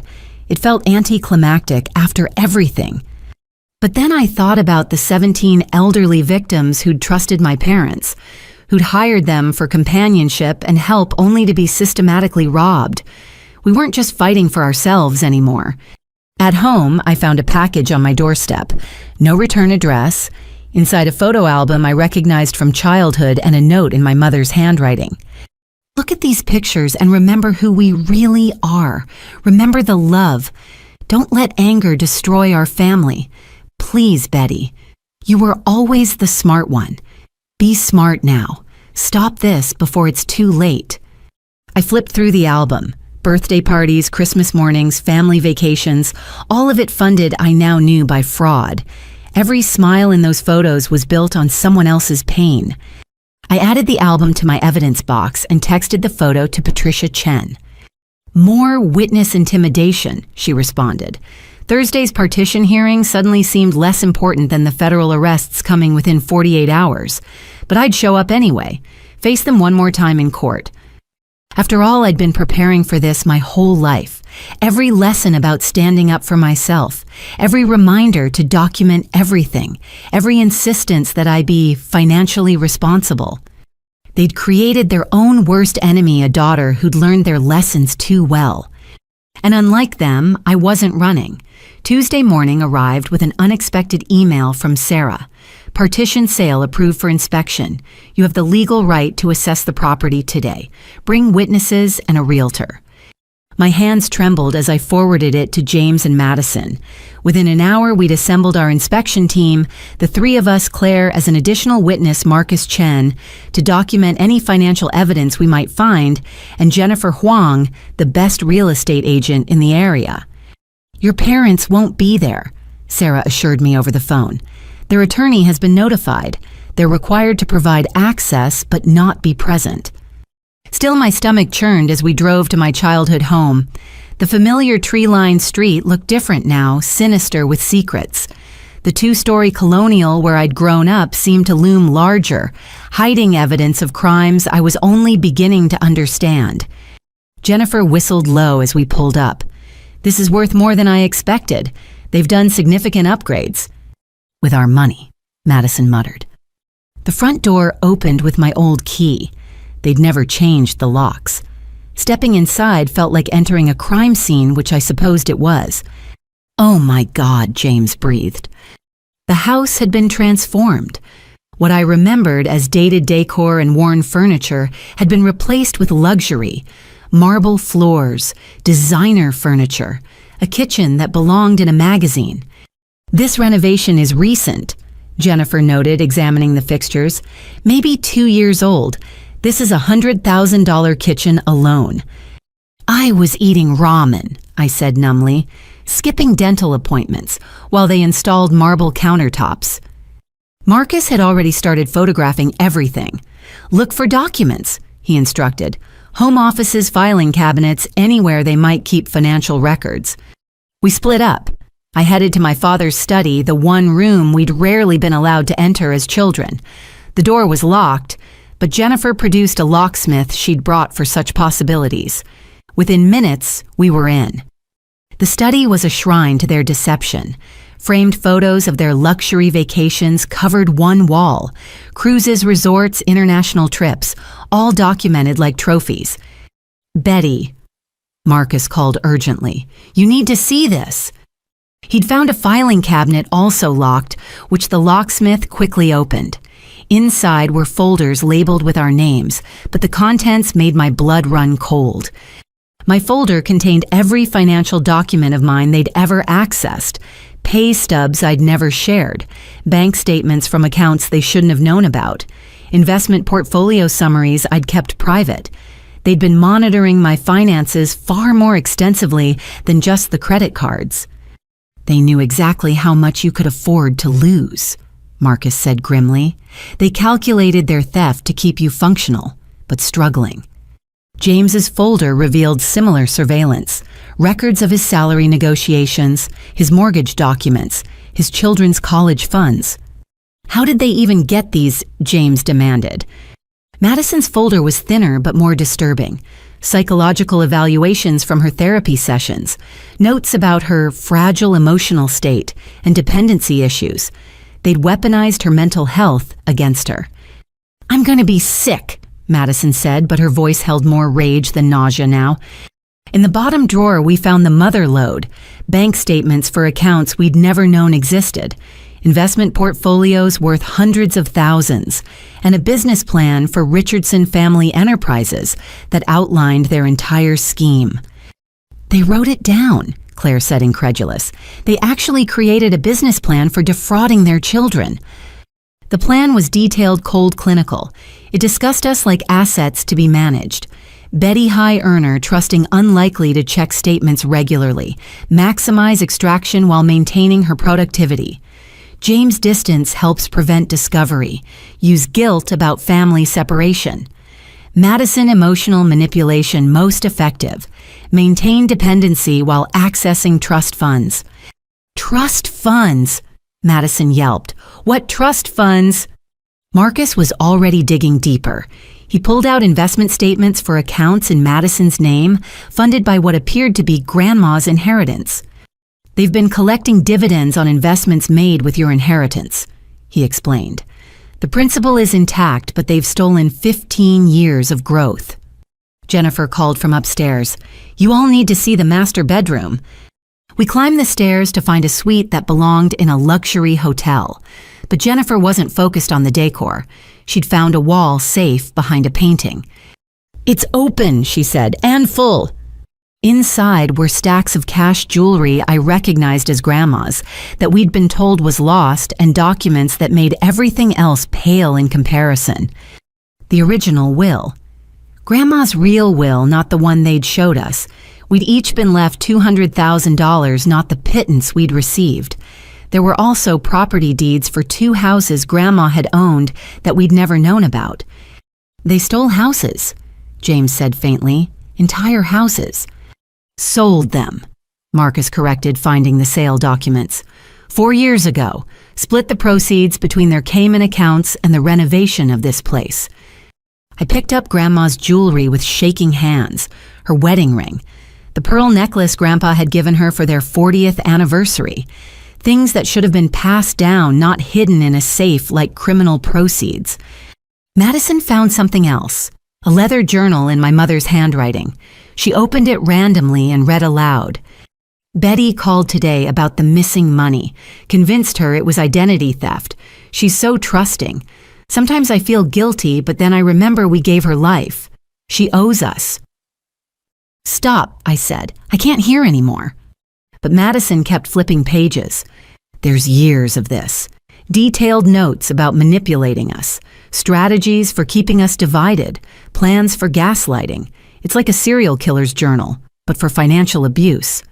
Jennifer had been quietly assessing the house. Current market value is approximately $800,000. With your 75% ownership, Betty, your share would be $600,000. They can't buy me out, I said, which means the house sells. Good, Madison said viciously. They can live in a cardboard box for all I care. Claire had been documenting everything with her phone. We need to call Patricia Chen. This evidence changes everything, Marcus finished. This proves premeditation going back decades. This isn't just fraud, it's conspiracy. I was about to agree when something caught my eye. A framed photo on their dresser placed prominently like a prize. It was from Madison's Aspen trip, her smiling on the slopes in her designer gear. But what made my blood boil was the handwritten note on the frame, "Thanks, Betty." They were mocking me, I said, showing the others, literally celebrating their theft. James had gone silent, staring at a document he'd found. Betty, look at this. It was a life insurance policy. On me for $2 million, taken out 6 months ago. 6 months ago, I was working overtime constantly, I said slowly, stressed, exhausted, skipping meals. Don't go there, Claire said firmly. Don't even think it. But the implication hung heavy. How far would they have gone? How much was I worth to them, dead versus alive? Marcus photographed the policy. This needs to go to the FBI immediately. This escalates things. Jennifer received a text. My office says there's been activity at the house. Someone's approaching. We looked out the window to see our parents' car pulling up despite the legal notice to stay away. Everyone stay calm, Marcus instructed. We have every right to be here. Document everything. The front door slammed open. What the hell are you doing in our house? Robert roared Linda close behind. Conducting a legal inspection of my property, I said, surprising myself with my calm. As 75% owner, I have that right. Your property, Linda shrieked. This is our home. How dare you? How dare we? Madison stepped forward, holding the journal. How dare you steal our inheritance? How dare you take out life insurance on us? How dare you document your crimes like you're proud of them? Linda's face went white when she saw the journal. That's private. That's evidence, Marcus corrected, of premeditated fraud spanning decades. Robert lunged for the documents in James's hands, but Claire stepped between them, her phone recording. Touch him and it's assault on camera, she warned. Get out, Robert shouted. All of you, this is breaking and entering. Actually, Jennifer said pleasantly, it's a court-approved inspection. You're the ones violating a legal order by being here. I held up Grandma's jewelry. Remember telling us this was lost. Remember crying about how sad you were that her things were gone. For the first time, real fear flickered in their eyes. We can explain, Linda started. To the FBI, I cut her off. They'll be very interested in your explanations. The FBI? Robert's bluster deflated. You wouldn't. We're your parents. No, James said quietly. Parents protect their children.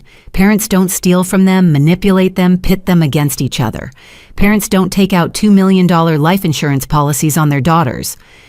You don't understand, Linda said desperately. We've had expenses, obligations. We did what we had to do for the family. For which family? Madison demanded.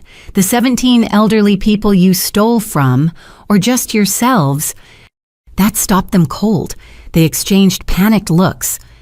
How do you know about that? Robert asked. Credit card company, I said simply. Turns out you've been on their radar for months. We just connected the dots. We should go, Marcus said quietly. We have what we need. As we filed past our parents, Linda grabbed my arm. Betty, please, you were always the reasonable one. We can work this out. We'll pay you back. We'll make it right. I looked at her hand on my arm, then at her face. The mother I'd loved, trusted, believed in. You had 20 years to make it right. Every day you chose not to. This is your fault, she hissed, mask dropping. If you'd just shared willingly, none of this would have happened. But no, you had to be selfish, had to hoard your money while we struggled. While you struggled in your renovated mansion funded by theft, she released my arm as if burned. You're going to regret this. Both of you. All of you. We're your parents. We have rights. Yes, I agreed. You have the right to remain silent. You might want to practice that. We left them standing in their doorway, the house they'd built on our backs, no longer their sanctuary. Jennifer already had her calculator out. Fast sale, we could close in 30 days, she said. Multiple buyers in this market. You'll have your money before they can blink. As we drove away, I felt something shift. The house I'd grown up in, the parents I'd loved. It was all built on lies. But the truth was finally free documented in boxes of evidence and witnessed by people who actually cared about me. You okay? James asked from the driver's seat. No, I said honestly, but I will be. Madison leaned forward from the back. Did you see their faces when we mentioned the elderly victims? They had no idea we knew. Patricia Chen is going to have a field day with all this, Marcus said, already organizing photos on his tablet. The journal alone is prosecutorial gold. My phone buzzed. Sarah texting, just got word, federal arrest warrants issued. They'll be in custody by tomorrow night.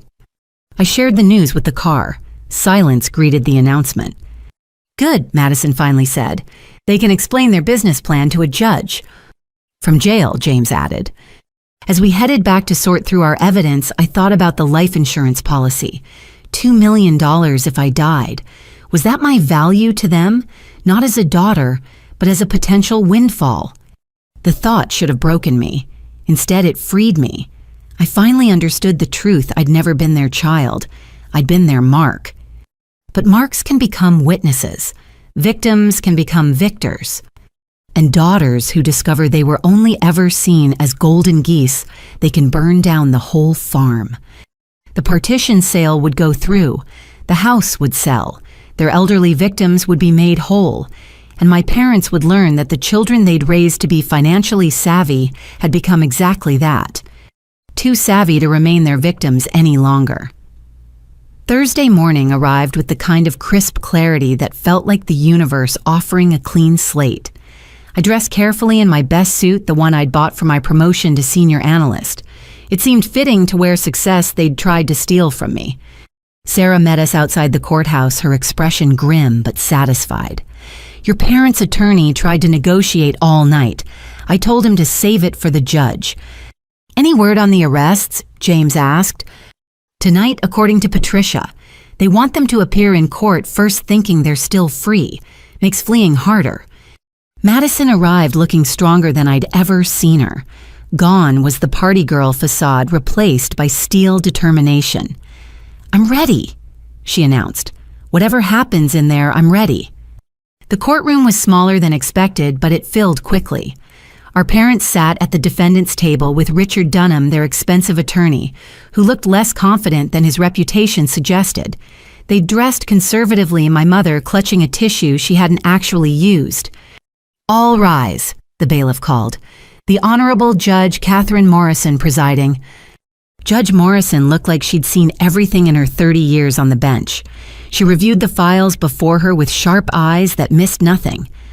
This is a petition for partition sale of property located at 42 Maple Street. She began. Ms. Betty Richardson owns 75% of said property and seeks to force sale. The respondents claim elder abuse and undue influence. Mr. Dunham, present your case. Dunham stood, his theatrical flair immediately apparent. Your Honor, my clients are devastated. Their own children, whom they raised with love and sacrifice, are attempting to throw them onto the streets. This is a clear case of elder abuse of children, ganging up on vulnerable parents who only ever wanted to help their family. Vulnerable. Judge Morrison's eyebrow raised. Your clients are 62 and 64, Mr. Dunham, hardly elderly. Emotionally vulnerable, Your Honor.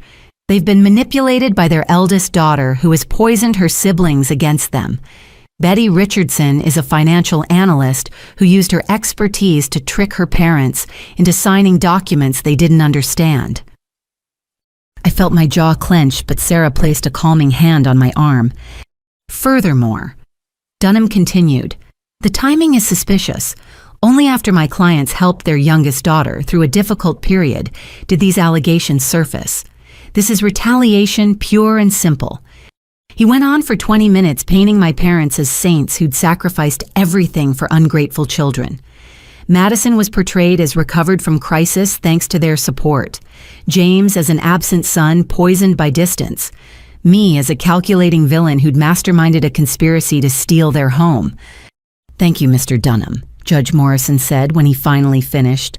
Ms. Martinez. Sarah stood, her presence commanding despite being half Dunham's age. Your Honor, I'll be brief because the evidence speaks for itself. The defendants aren't victims. They're perpetrators of systematic fraud spanning 2 decades. She presented our evidence methodically. The credit card theft, the $47,000 from me alone, the inheritance fraud, the properties hidden in Madison's name, the offshore accounts. But that's just the beginning, Sarah continued. On Tuesday, my clients legally inspected the property in question. What they found proves premeditation. She submitted the journal, the business plan, the life insurance policies. Judge Morrison's expression darkened with each document.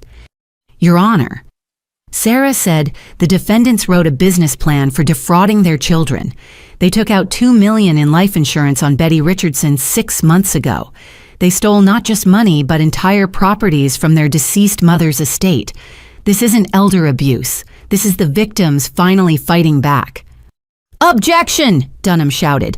Those documents were obtained illegally. During a court-approved inspection, Judge Morrison corrected. Sit down, Mr. Dunham. Sarah wasn't finished. Your Honor, there's more. The defendants aren't just accused of defrauding their children. They're under federal investigation for stealing approximately $2.3 million from 17 elderly victims through a fake companionship service. Gasps rippled through the courtroom. My parents' faces had gone gray. The FBI has frozen their accounts, Sarah continued. Arrest warrants have been issued. The only reason they're here instead of in custody is the timing of this hearing. The partition sale isn't elder abuse, Your Honor. It's the least of their concerns. Judge Morrison turned to my parents. Mr. and Mrs. Richardson, do you have anything to say? My mother stood shakily. Your Honor, this is all a misunderstanding. We helped our children when they needed it. Sometimes we borrowed from Betty's emergency card, yes, but we always intended to pay it back. The properties in Madison's name were gifts. The insurance policies were to protect our family. We're not criminals. We're parents who maybe made some mistakes, but... Stop, Judge Morrison commanded.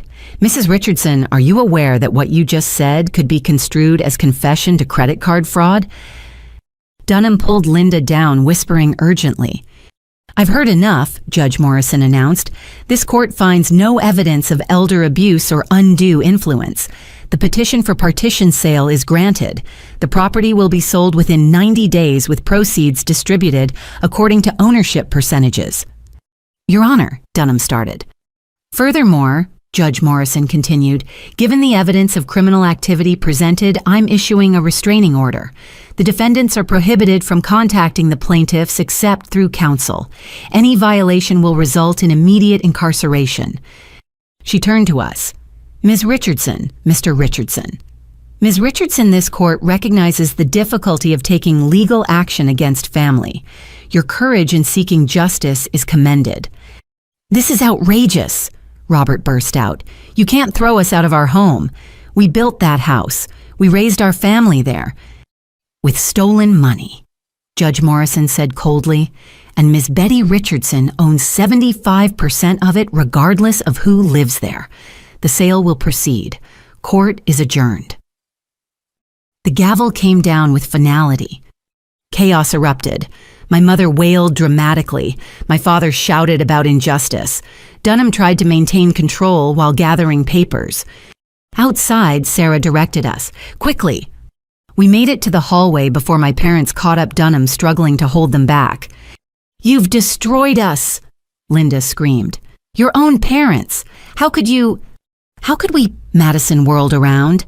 How could you?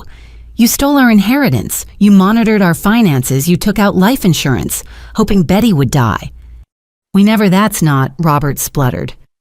It's in your own handwriting, James said coldly. Your business plan for exploiting us. We were never your children. We were your revenue streams. Family forgives, Linda pleaded, mascara running. Family stays together. We are together, I said, gesturing to my siblings. For the first time in years, we're actually together, because we're finally free of your lies. Two men in dark suits approached from behind, FBI agents, their badges visible. Robert Richardson, Linda Richardson. We have warrants for your arrest on charges of wire fraud, identity theft, money laundering, and racketeering. No. Linda grabbed for me, but the agents intervened. Betty, please don't let them do this. I'm your mother. My mother died the day I found out she'd been stealing from me while I skipped meals, I said. You're just a criminal who looks like her. The agents cuffed them as Dunham protested about procedure and rights. My father locked eyes with me as they led him away. You'll regret this, he said quietly. When you're alone with your money, you'll regret choosing it over family. I chose truth over lies, I corrected. Chose my real family over the criminals who raised me. They were gone, led away in custody, as courthouse visitors stared. The Richardson family empire, built on theft and manipulation, had finally fallen. You okay? Sarah asked gently. I will be, I said, meaning it. We all will be. Madison surprised me by laughing. Did you see Mom's face when the FBI showed up? She looked like she'd seen ghosts. She did, James said. The ghosts of everyone she'd robbed. Patricia Chen appeared, having watched from the back. Well done. Their arrest will be processed this afternoon. Given the evidence, and flight risk bail will be substantial, if granted at all. What happens to the house? Madison asked. Jennifer's already got 3 interested buyers, I said. Cash offers. We could close within a month. And the money? After the sale, my 75% will be about $600,000, I calculated. I'm thinking of splitting it 3 ways. None of us should profit from their crimes, but we should all recover from them. Betty, no, James protested. That's yours legally. Legally, yes. Ethically, we were all victims. We should all heal together. Madison was crying again, but these were different tears. You'd do that after how I treated you. You were manipulated. We all were. The money isn't important. This is. I gestured between us. Having my brother and sister back, being free of their poison, that's worth everything. Sarah smiled approvingly. The FBI will likely seize their other assets for victim restitution. The elderly victims will be made whole. Your inheritance from your grandmother might be recovered. This is just the beginning of making things right. As we left the courthouse, I felt lighter than I had in years. The house would sell. The criminals who'd happened to be my parents would face justice. The elderly victims would get restitution. And 3 siblings who'd been pitted against each other had found their way back. Lunch, Madison suggested. My treat, with my own actual money. I know just the place, James said. Remember that diner Mom and Dad said was beneath us? Perfect, I laughed. Absolutely perfect. As we walked away from the courthouse, away from the lies and manipulation toward an uncertain but honest future, I thought about my father's parting words. He was wrong. I wouldn't be alone with my money. I'd be free with my family, my real family, the one we'd build ourselves on, trust not theft. The partition sale was just paperwork. The real victory was walking beside me, my brother and sister and I, finally on the same side. Team Richardson, version 2.0, built on truth, powered by justice, and funded by our own damn money. It was about time. The news of our parents' arrests spread through the extended family like wildfire. Within hours of their booking, my phone was buzzing nonstop with calls from relatives I hadn't heard from in years. I let them all go to voicemail, initially needing time to process everything that had happened. Madison, James, and I had agreed to meet at my apartment that evening to strategize our response to what we knew would be coming the full force of family judgment. Aunt Carol called me 6 times. Madison announced, walking in with a bottle of wine, left messages about how we're destroying the family name. Uncle Pete sent me a Facebook novel, James added, pulling up his phone. Apparently, we're ungrateful monsters who've forgotten everything Mom and Dad did for us. I poured wine for everyone, noting how comfortable we'd become in each other's presence over just a few days. Crisis had bonded us in ways years of manipulation had prevented. Before we deal with the family circus, I said, there's something you both need to see. I pulled out a folder Marcus had prepared. The forensic accounting is complete. This shows exactly where our money went over the years. The detailed spreadsheet made Madison gasp. They spent $30,000 on a boat. I didn't even know they had a boat. Docked at the marina downtown. James confirmed, reading further. Registered in Dad's business partner's name to hide the asset. They took clients out on it. Our money funded their entire fake business entertainment. Look at this. I pointed to another line. The country club membership. $25,000 initiation fee, $3,000 monthly dues, all paid with our money while telling us they were struggling. Madison found her section of the report. They were collecting rent on my property for 5 years, $4,800 a month. That's $288,000. I finished. Plus the property appreciation. You're technically a millionaire, Madison. You just didn't know it. She stared at the numbers. While I was sleeping on a futon in their garage, feeling like a failure who couldn't afford her own place. My phone rang. Aunt Carol. I looked at my siblings, then put it on speaker. Hello, Aunt Carol. Betty. Finally. What is this insanity I'm hearing about you having your parents arrested? This has to be some terrible mistake. It's not a mistake, I said evenly. They stole over $300,000 from us and $2 million from elderly clients. The FBI has extensive evidence. That's impossible, Carol shrieked. Linda would never. She's my sister. I know her. Did you know about their properties? Madison interjected. The ones they bought with our stolen inheritance from Grandma. Silence. Then quieter. What inheritance? James leaned forward.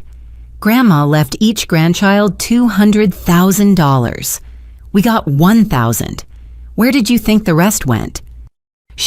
Linda said the estate was smaller than expected. Debts, funeral costs. Grandma had no debts, I said.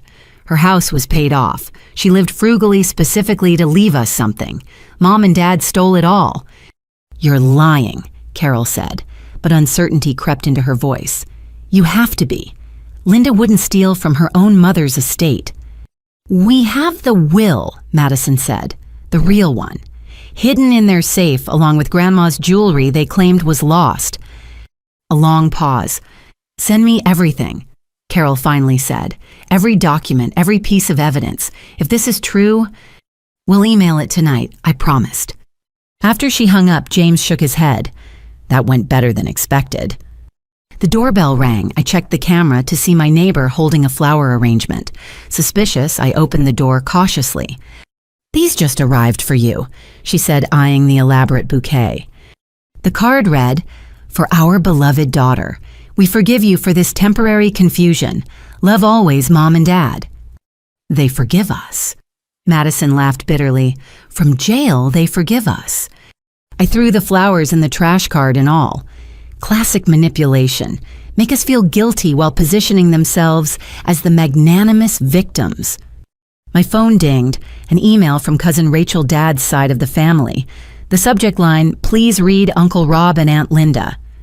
I opened it to find a lengthy defense of our parents, complete with childhood photos of family gatherings. The message ended with, Whatever financial misunderstandings occurred sending them to prison is extreme. Family handles things internally. Financial misunderstandings. James read over my shoulder. Is that what we're calling fraud now? Madison had been quiet, scrolling through her phone. Oh my God, she suddenly said. Look at Mom's Facebook. Before being arrested, Linda had posted a dramatic status, heartbroken by our children's betrayal. Despite everything we sacrificed for them, they've chosen money over family. Please pray for reconciliation and their return to sanity. The comments were a mix of shock support for our parents and condemnation of us. Family friends who'd known us since childhood were calling us greedy, ungrateful, mentally unstable. Should we respond? Madison asked. With evidence, I decided. Time to control the narrative. I created a shared Google Drive and began uploading everything. The forensic accounting report, the journal entries, the business plan for defrauding us, the real will. The FBI investigation summary Patricia had authorized us to share. Then I crafted a family email. To our extended family, we understand many of you are shocked by recent events. We've been equally shocked to discover the extent of our parents' criminal activities. Attached, you'll find comprehensive evidence of systematic theft of over $300,000 from their children, theft of our grandmother's estate totaling $600,000, fraud against 17 elderly clients totaling $2.3 million, identity theft, tax fraud, and money laundering, detailed plans to continue exploiting us, including life insurance policies taken without our knowledge. We didn't choose this path lightly. We attempted to handle things privately, but they responded with escalation and attempted flight to Costa Rica. Criminal charges were necessary to protect their victims and prevent further harm. We remain a family. James Madison and I are united in our pursuit of justice and healing. We hope those who truly care about us will support our difficult but necessary decision. Betty, James, and Madison Richardson. Send it, Madison said firmly. Let them see what really happened. Within minutes, responses poured in. Aunt Carol was first. Dear God, I had no idea. Linda always had money for shopping trips and cruises. She said Rob's pension covered everything. I'm so sorry. Uncle Pete's tone changed completely. The business plan. They wrote about exploiting you like you were stocks to trade. This is monstrous. Whatever you need, we support you. But not everyone was convinced. Dad's brother Thomas called James directly, and we could hear him shouting through the phone about family loyalty and not airing dirty laundry. Then something unexpected happened. Rachel, who'd sent the defensive email, wrote again, "I'm struggling to process this. But something happened years ago. Uncle Rob asked to borrow money for a medical emergency. He paid it back, but later I saw him at the casino. When I confronted him, he said I was mistaken. Now I wonder what else I was mistaken about." "They stole from other family members too," Madison said, incredulous. My laptop dinged with a video message from Patricia Chen. We gathered around to watch. "Thought you should know," she said. "Your parents were denied bail. The judge deemed them extreme flight risks given the Costa Rica tickets and offshore accounts. They'll remain in custody until trial. Also, we've had 3 more elderly victims come forward since the arrest. The investigation is expanding." 20 victims total, James calculated. "How did they keep it all straight?" "They didn't," I said, remembering the messy ledgers. "That's how they got caught. They got greedy and sloppy." Madison's phone rang. "It's Grandma's friend Eleanor. Why would she be calling me?" She answered cautiously, "Hello." We could hear Eleanor's aged voice. "Madison, dear, I saw the news. I need to tell you something. Your grandmother suspected. Before she passed, she told me she worried about your parents' spending. She changed her will to protect you. Children put safeguards in place. But somehow, they got around them," Madison said softly. "They stole it anyway." "I'm so sorry, dear. Ethel would be heartbroken, but also proud that you're standing up to them. She always said Betty had her backbone, James her integrity, and you, Madison, her fighting spirit. She'd want you to know that." After Eleanor hung up, Madison was crying. "Grandma knew. She tried to protect us. And now we're protecting others," I said, "including her legacy." The evening continued with a flood of revelations. Cousins shared stories of loans never repaid. Aunts recalled expensive gifts my parents gave while claiming poverty. Family friends mentioned odd requests for financial information. "They were grifting everyone," James concluded. "We were just their primary marks because we trusted them most." My phone rang with an unknown number. Against my better judgment, I answered. "Betty. This is Margaret Williston. I hired your parents' companionship service for my mother." My heart sank. "Mrs. Williston, I'm so sorry for what they did. Actually, I'm calling to thank you. My mother passed last year, but before she did, she mentioned missing money. I thought it was dementia.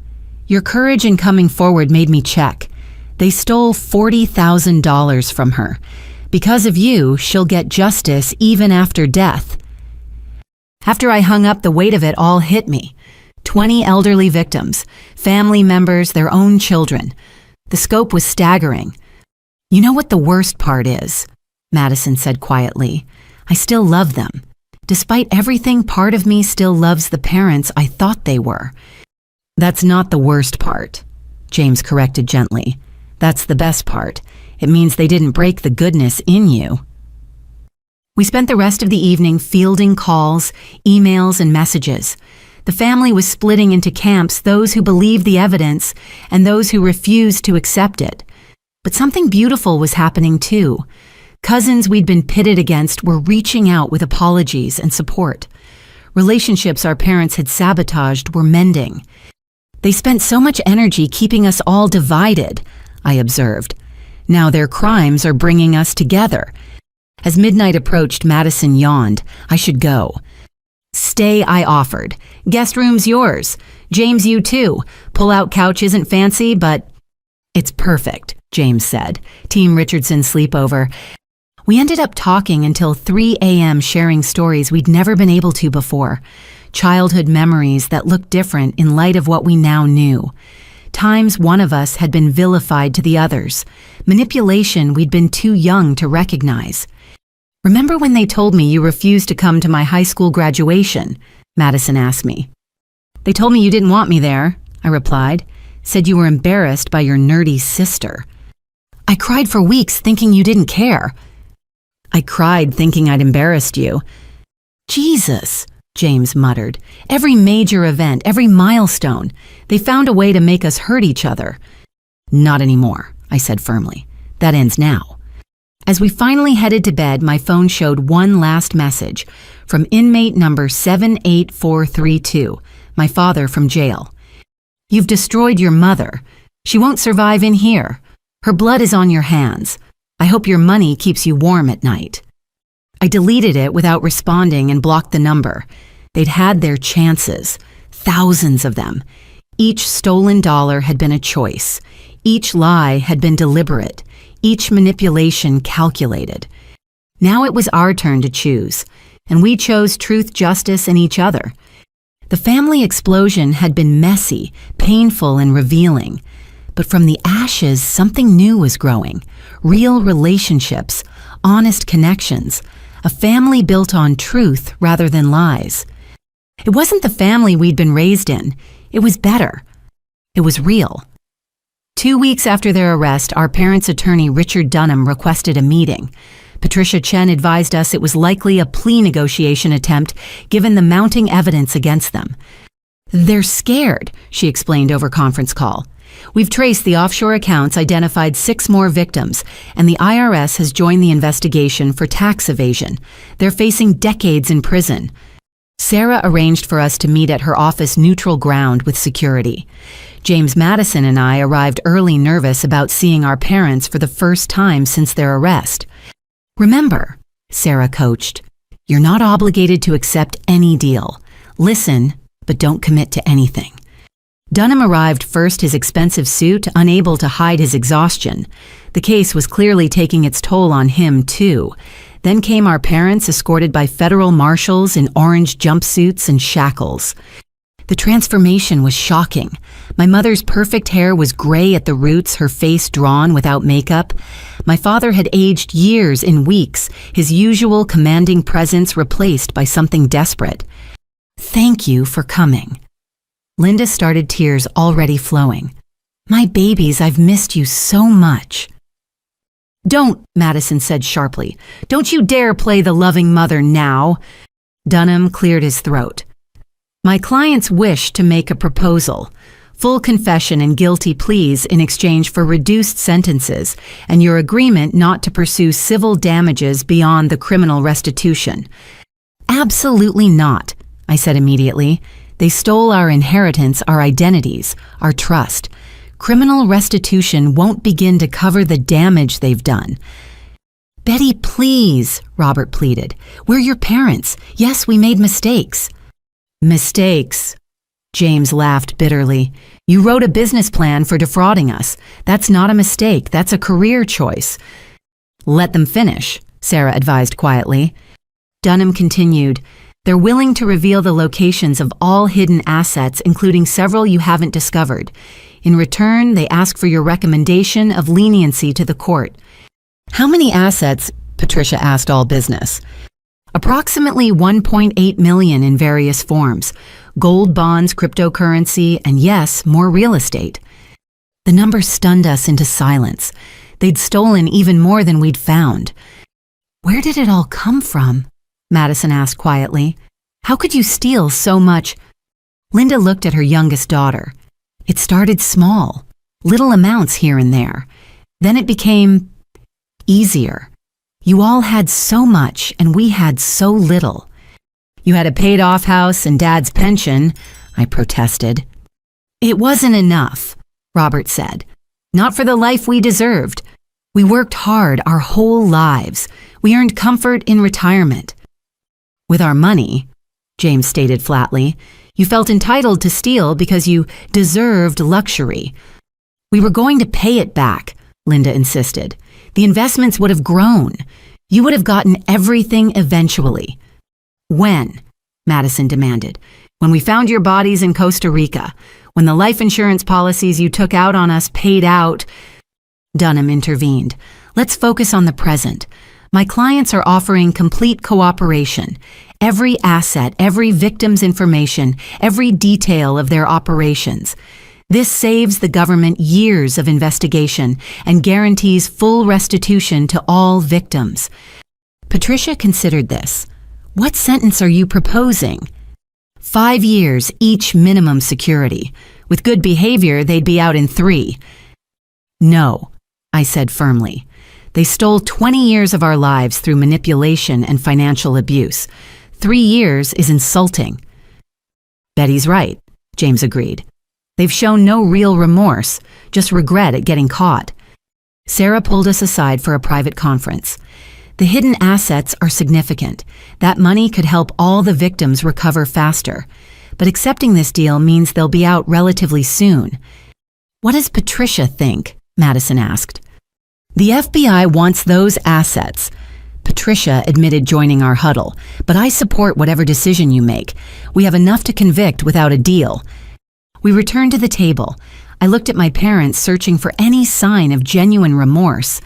My mother was crying, but I'd seen those strategic tears too many times. My father stared at the table, jaw clenched in anger rather than regret. We need more, I announced. Full cooperation isn't enough. We want public acknowledgement of what you did. No more playing victim. You admit to everything publicly in court. Absolutely not, Robert exploded. You want to humiliate us? You humiliated yourselves, Madison shot back. We want the truth on record. No sealed deals, no hiding behind legal technicalities. You stand up and admit you systematically defrauded your children and elderly victims. And, James added, you sign away all rights to contact us. Ever. No letters from prison, no messages through third parties. We're done being your victims. Linda sobbed harder. You're asking us to give up our children forever. You gave us up the first time you stole from us, I said coldly. This just makes it official. Dunham whispered urgently with them. Arguments erupted between my parents, their unity cracking under pressure. Finally, he turned back to us. 10 years. They'll agree to 10 years public allocution and no contact, but they need guaranteed protective custody. Other inmates, don't look kindly on those who defraud the elderly. 15 years, I countered. Given their ages and the magnitude of their crimes, that's lenient. Betty, Linda wailed, 15 years, I'll be almost 80 when I get out. Margaret Williston's mother was 85 when you stole her life savings, Madison reminded her. She died thinking she was losing her mind because money kept disappearing. That silenced her. Patricia stepped in. 12 years, full cooperation, public allocution, no contact orders, and they pay for their own protective custody from the hidden assets. Final offer. Dunham conferred with them again. My father's face was purple with rage, but my mother was whispering urgently. Finally defeated, they nodded. We need the victim impact statements included in the sentencing, Sarah added. All 26 victims get to be heard. 26. Linda looked stunned. There weren't. 26 confirmed so far, Patricia confirmed. Your elderly victims, your children, and several family members you borrowed from over the years. The reality of their crimes finally seemed to hit them, or maybe it was just the reality of consequences. Draw up the agreement, Dunham said tiredly. They'll sign. As lawyers handled paperwork, our parents sat in defeated silence. Then my mother looked up at me. The house, she said quietly. Where will we go when we get out? We'll have nothing. That's not our problem, I replied. Maybe you should have thought about that before stealing everything we had. So cold, she whispered. I didn't raise you to be so cold. No, I agreed. You raised me to be financially responsible, to document everything, to know my worth. Turns out those lessons work both ways. My father finally spoke, his voice bitter. You think you've won, you've lost your parents, your family. For what money? We lost our parents years ago, James said quietly. We just didn't know it yet, and we didn't lose family. We found each other. Madison nodded. We're more family now than we ever were under your manipulation. The marshals indicated time was up. As they prepared to leave, Linda made one last plea. I love you, despite everything I love all 3 of you. I believe you, I said, surprising everyone, including myself. You love us the way you love everything else, as possessions, as investments, as things to control and profit from. That's not the love children need from their parents. But it's the only love you taught us, Madison added, which is why we're strong enough to walk away from it. They were led out, my mother sobbing, my father stone-faced. Dunham gathered his files, looking relieved to be done with them. For what it's worth, he said quietly, this is the right choice. They were planning to claim mental incompetence if the deal fell through, blame everything on gambling addiction and diminished capacity. You saved yourselves a circus trial. After he left, the three of us sat in exhausted silence. 12 years, James finally said. They'll be in their late 70s when they get out. If they get out, Patricia noted. Federal time with multiple victims, they'll serve at least 85%, and that's assuming no additional charges from the ongoing investigation. What about the hidden assets? Madison asked. We'll start recovery immediately. The cryptocurrency alone is worth $600,000. The gold and bonds another $400,000. The real estate, well, they apparently own property in 3 other states. 3 other states. I felt numb. How did we miss that? Shell companies layered on shell companies. Your parents weren't just criminals, they were sophisticated criminals, which makes your catching them all the more impressive. Sarah started calculating. Between the house sale, hidden assets, and recovered funds, each elderly victim will be made whole with interest. You 3 will recover your inheritance plus damages. It's not perfect justice, but it's substantial. What do we do now? Madison asked. They're going to prison. We're getting our money back. But what do we do with the rest of our lives knowing our parents were monsters? We live, I said simply. We build real relationships. We help other victims of family fraud. We make sure their legacy isn't the evil they did, but the strength we found in stopping them. The Richardson Foundation, James suggested suddenly. We could start a nonprofit. Help other adult children recognize and escape financial abuse. With our story public after the allocution, Madison added, getting excited, we could actually make a difference. Show people they're not alone. I smiled, feeling something like hope for the first time in months.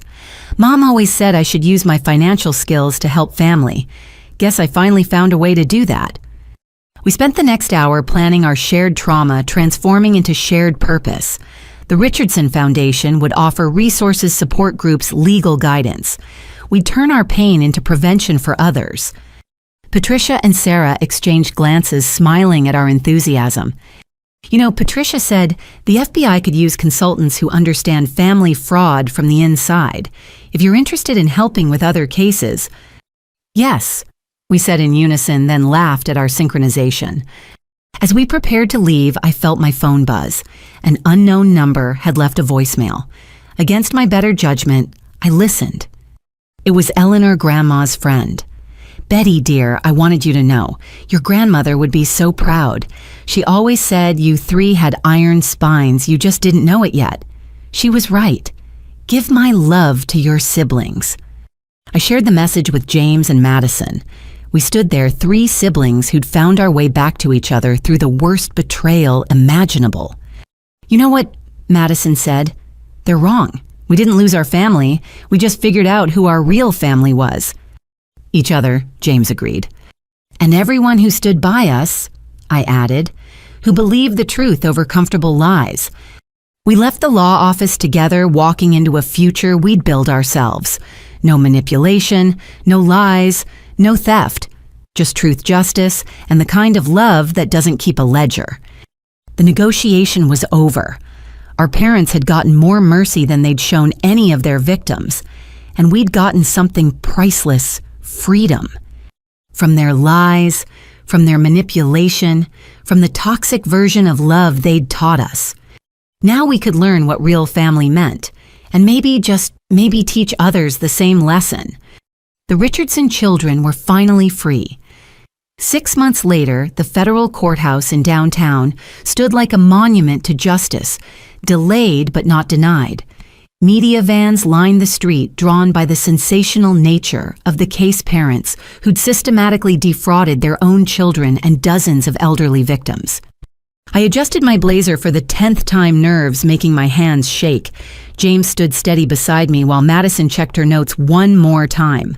We'd all been asked to give victim impact statements before sentencing. "Ready?" Patricia Chen asked, approaching with a calm confidence that helped settle my anxiety. "As ready as anyone can be to publicly detail their parents' crimes," I replied. The courtroom was packed. 26 victims had come to witness justice. Eleanor sat in the front row representing my grandmother's memory. Margaret Williston was there for her mother. 17 elderly victims, or their representatives, filled the gallery. Then came my parents led in wearing federal custody uniforms. They looked smaller, somehow diminished by months of confinement and the weight of their crimes.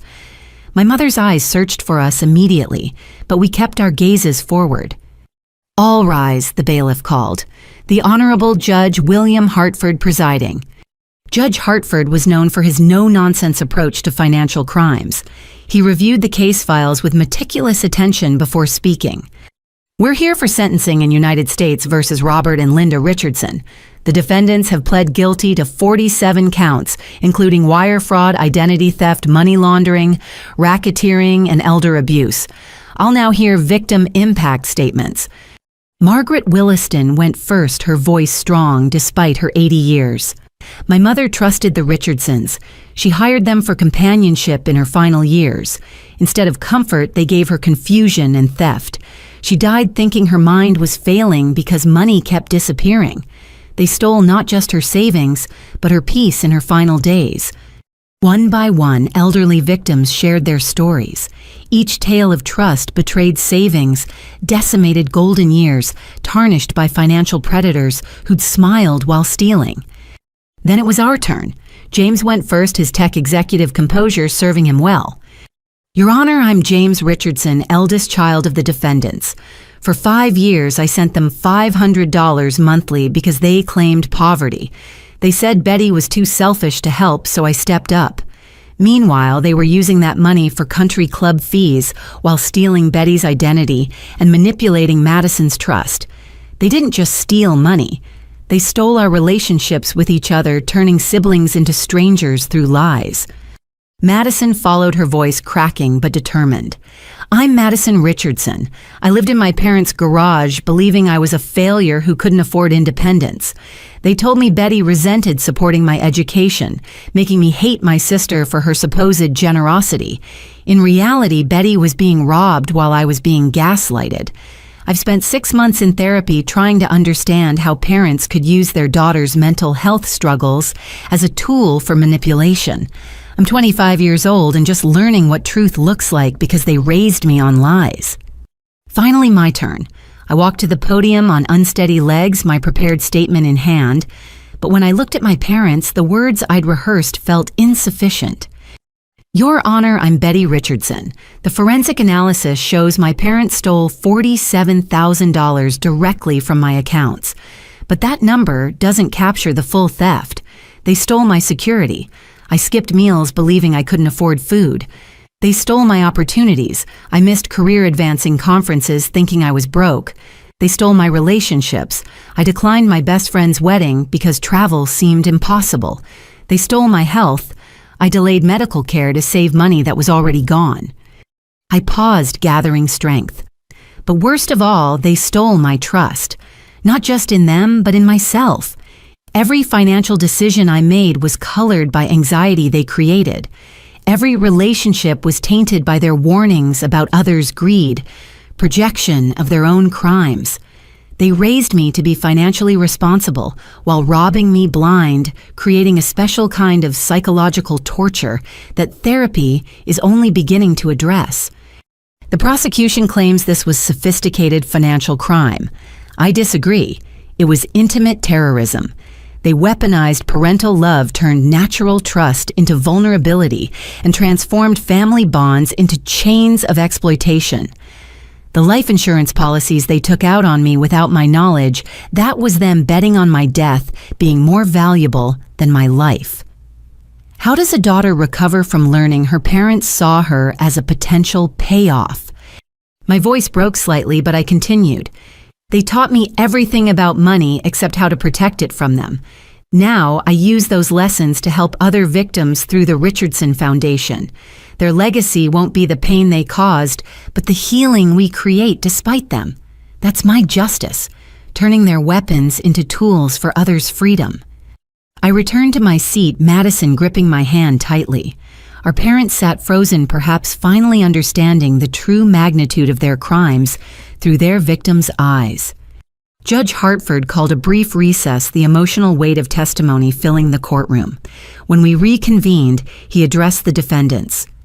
Mr. and Mrs. Richardson, before I pronounce sentence, do you have anything to say? They'd agreed to full allocution as part of their plea. Robert stood first, reading from a prepared statement in a monotone that suggested his lawyer's heavy editing. I admit to systematically defrauding my children and elderly clients. I created false emergencies to extract money from James. I used Betty's credit without authorization. I manipulated Madison's trust while stealing her inheritance. I targeted vulnerable seniors through our companionship service. These were not mistakes, but calculated crimes. I accept responsibility and apologize to all victims. He sat down without looking at us. Linda stood next, tears streaming. I participated in defrauding our children and clients. I kept detailed records of our thefts, which I called investments, to justify my actions. I used emotional manipulation to prevent discovery, turning our children against each other. I stolen from my own mother's estate and lied about it for years. I am deeply sorry for the pain I've caused. Her sobs echoed in the courtroom, but I'd heard those strategic tears too often to be moved. Judge Hartford nodded, then began his pronouncement. Financial crimes within families are particularly heinous because they exploit the deepest human truths. That children trust their parents, that elderly trust their caregivers. The defendants didn't just steal money, they stole faith in fundamental human relationships. He continued, the pre-sentencing report reveals the defendants' crimes spanned 15 years and involved elaborate schemes to hide assets while pleading poverty to extract more funds. Even now, they've attempted to hide assets from recovery, showing a lack of true remorse. Wait, what? Patricia whispered. Hidden assets beyond what they revealed. Judge Hartford held up a document. The FBI discovered an annuity in the Bahamas worth $300,000 purchased with stolen funds and not disclosed in plea negotiations. This breach of agreement allows me to depart from sentencing guidelines. Dunham jumped up. Your Honor, my clients were unaware. Sit down, counselor. Ignorance of hidden assets worth $300,000 strains credibility. He turned back to my parents. Robert Richardson, I sentence you to 18 years in federal prison. Linda Richardson, same sentence.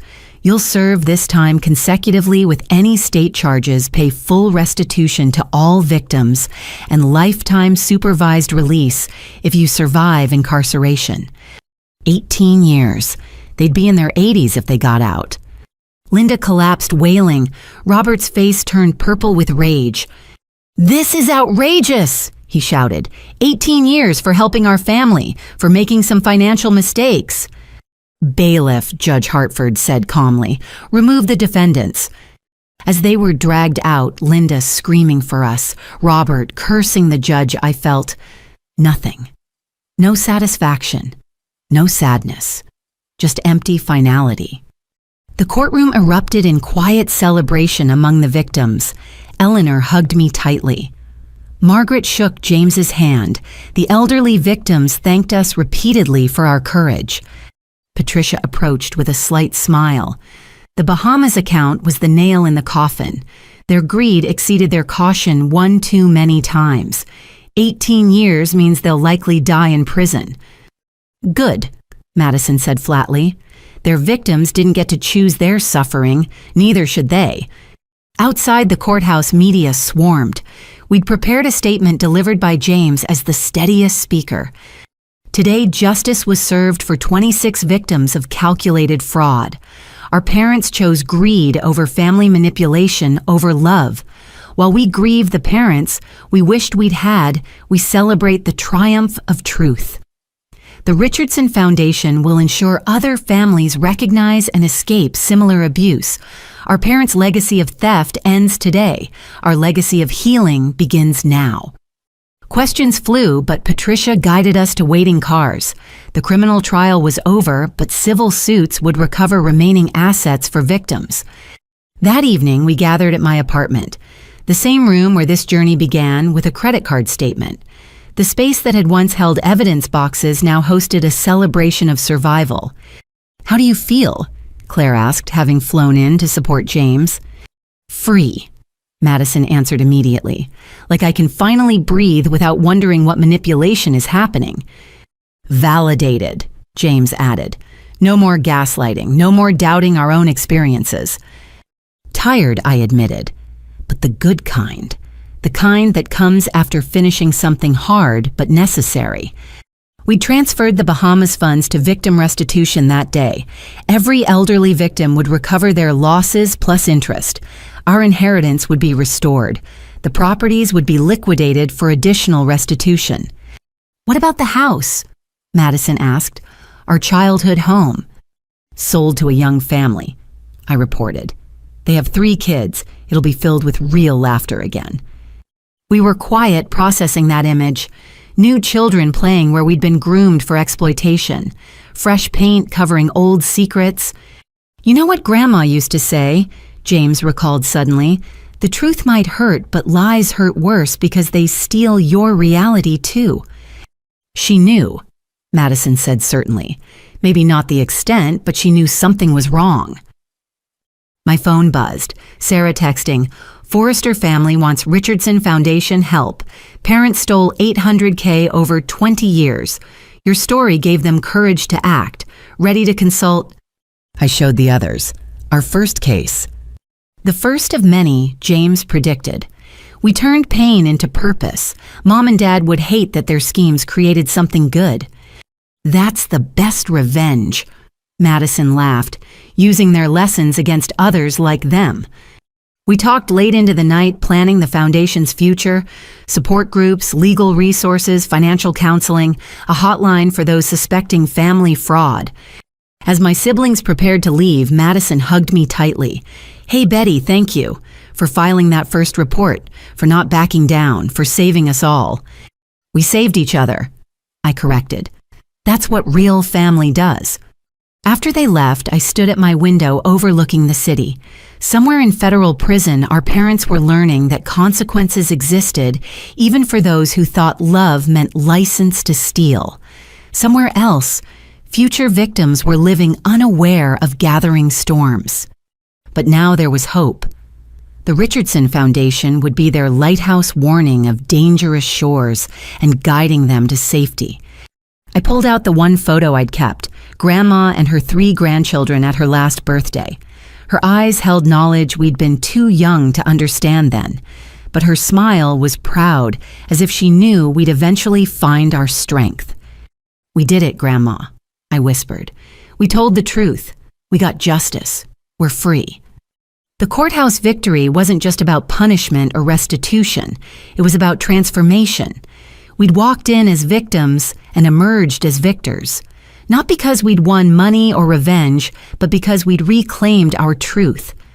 The Richardsons who'd raised us were gone, imprisoned by their own greed, and that was the greatest justice of all. The November morning was crisp and clear as Jennifer Huang met us outside our childhood home for the final time. After months of legal procedures, today marked the closing day for the partition sale. The young family who'd bought it would take possession by evening, filling rooms, haunted by our memories with their own fresh start. "Final walkthrough," Jennifer asked gently, keys in hand. Madison shook her head. "We said goodbye during the inspection. Today's just paperwork." But I needed one last look. 5 minutes, I requested. James and Madison waited outside while I entered alone. The house stood empty now, our parents' possessions either in storage or liquidated for victim restitution. Sunlight streamed through bare windows, illuminating dust motes that danced in spaces where family photos once hung. I walked through each room not seeking nostalgia but closure. The kitchen where Mom had taught me to bake while scheming to steal my future earnings. The living room where Dad had lectured about financial responsibility while committing fraud. The dining table where we'd shared meals seasoned with lies. In my old bedroom, I found something unexpected. Carved into the closet doorframe were height measurements from childhood. Betty, age 7, in Dad's handwriting. Before the crimes, before the theft, when they were still just parents, not predators. Or had they always been both I'd never know when love became leverage, when parenting became plotting? Betty, Madison called. The buyers are here. I touched the measurements one last time, then left without looking back. Some questions didn't need answers. Some wounds just needed time. Outside, the Chen family waited nervously. No relation to our forensic accountant or prosecutor, just cosmic irony at its finest. They had 3 young children who raced around the yard with the fearless joy of kids who'd never learned homes could be built on betrayal. "Thank you for accepting our offer," Mrs. Chen said warmly. "We know this must be difficult." "It's perfect," I assured her. "This house needs laughter again, real laughter." At the title company, stacks of documents awaited. Jennifer guided us through each signature with practiced efficiency. With every page, our childhood home transformed from crime scene to asset, from prison to profit. "Final sale price $820,000, she announced. "After fees and paying off the refinance loan your parents took, Betty receives $487,000 as 75% owner. Your parents' 25% goes to victim restitution." I signed the disbursement papers, officially dividing my portion equally among the 3 of us. $162,000 each. Not enough to erase the pain, but enough to build new foundations. "That's not necessary," James protested again. "It's justice," I countered. "We all suffered. We all deserve restoration." Madison had tears in her eyes. "This money. It's more than I've ever had, more than I thought I'd ever have." "It's yours," I said firmly, "free and clear. No strings, no manipulation, no guilt, just yours." The notary stamped the final documents. Jennifer handed over the proceeds checks with a smile. "Congratulations, you're officially free of that house." Outside, we stood in the parking lot holding checks that represented so much more than money. Freedom, justice, the end of our parents' hold on our lives. "I know what I'm doing with mine," Madison announced. "Finishing my real degree, the one I actually want, not what they told me to study. Art therapy. I want to help kids from toxic families express what they can't say." "Claire and I are setting up college funds for the kids," James said, "but in trusts they control, not us. No financial strings, ever." "And you?" Madison asked me. "Down payment on my own house. One I choose, one purchased honestly." I smiled. "And the rest goes to expanding the Richardson Foundation. We've had 40 families reach out since the trial." My phone rang. Patricia Chen. "Thought you'd want to know," she said. "The Bahamas annuity cleared.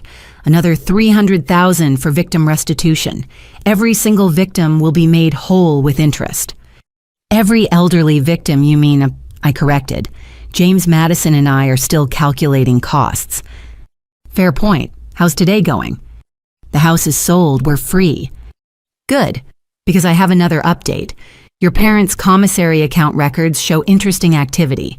They've been trying to hire someone to check on you. The prison intercepted it, but stay vigilant." Even from federal prison, they were trying to manipulate and monitor. Some habits died hard. Others apparently didn't die at all. "Thanks for the warning." After hanging up, I shared the news with my siblings.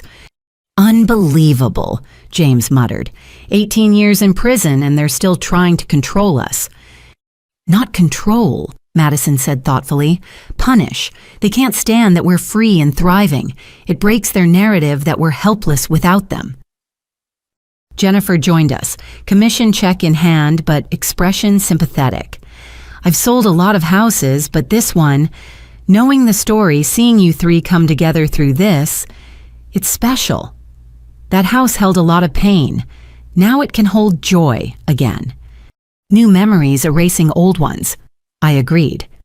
As Jennifer left, we remained in the lot, reluctant to separate despite having what we'd come for. The sale was complete, but something felt unfinished. "Want to drive by one more time?" Madison suggested. "Say goodbye properly." We piled into James's rental car, driving the familiar route one last time. The neighborhood looked different, somehow less ominous, without the weight of secrets.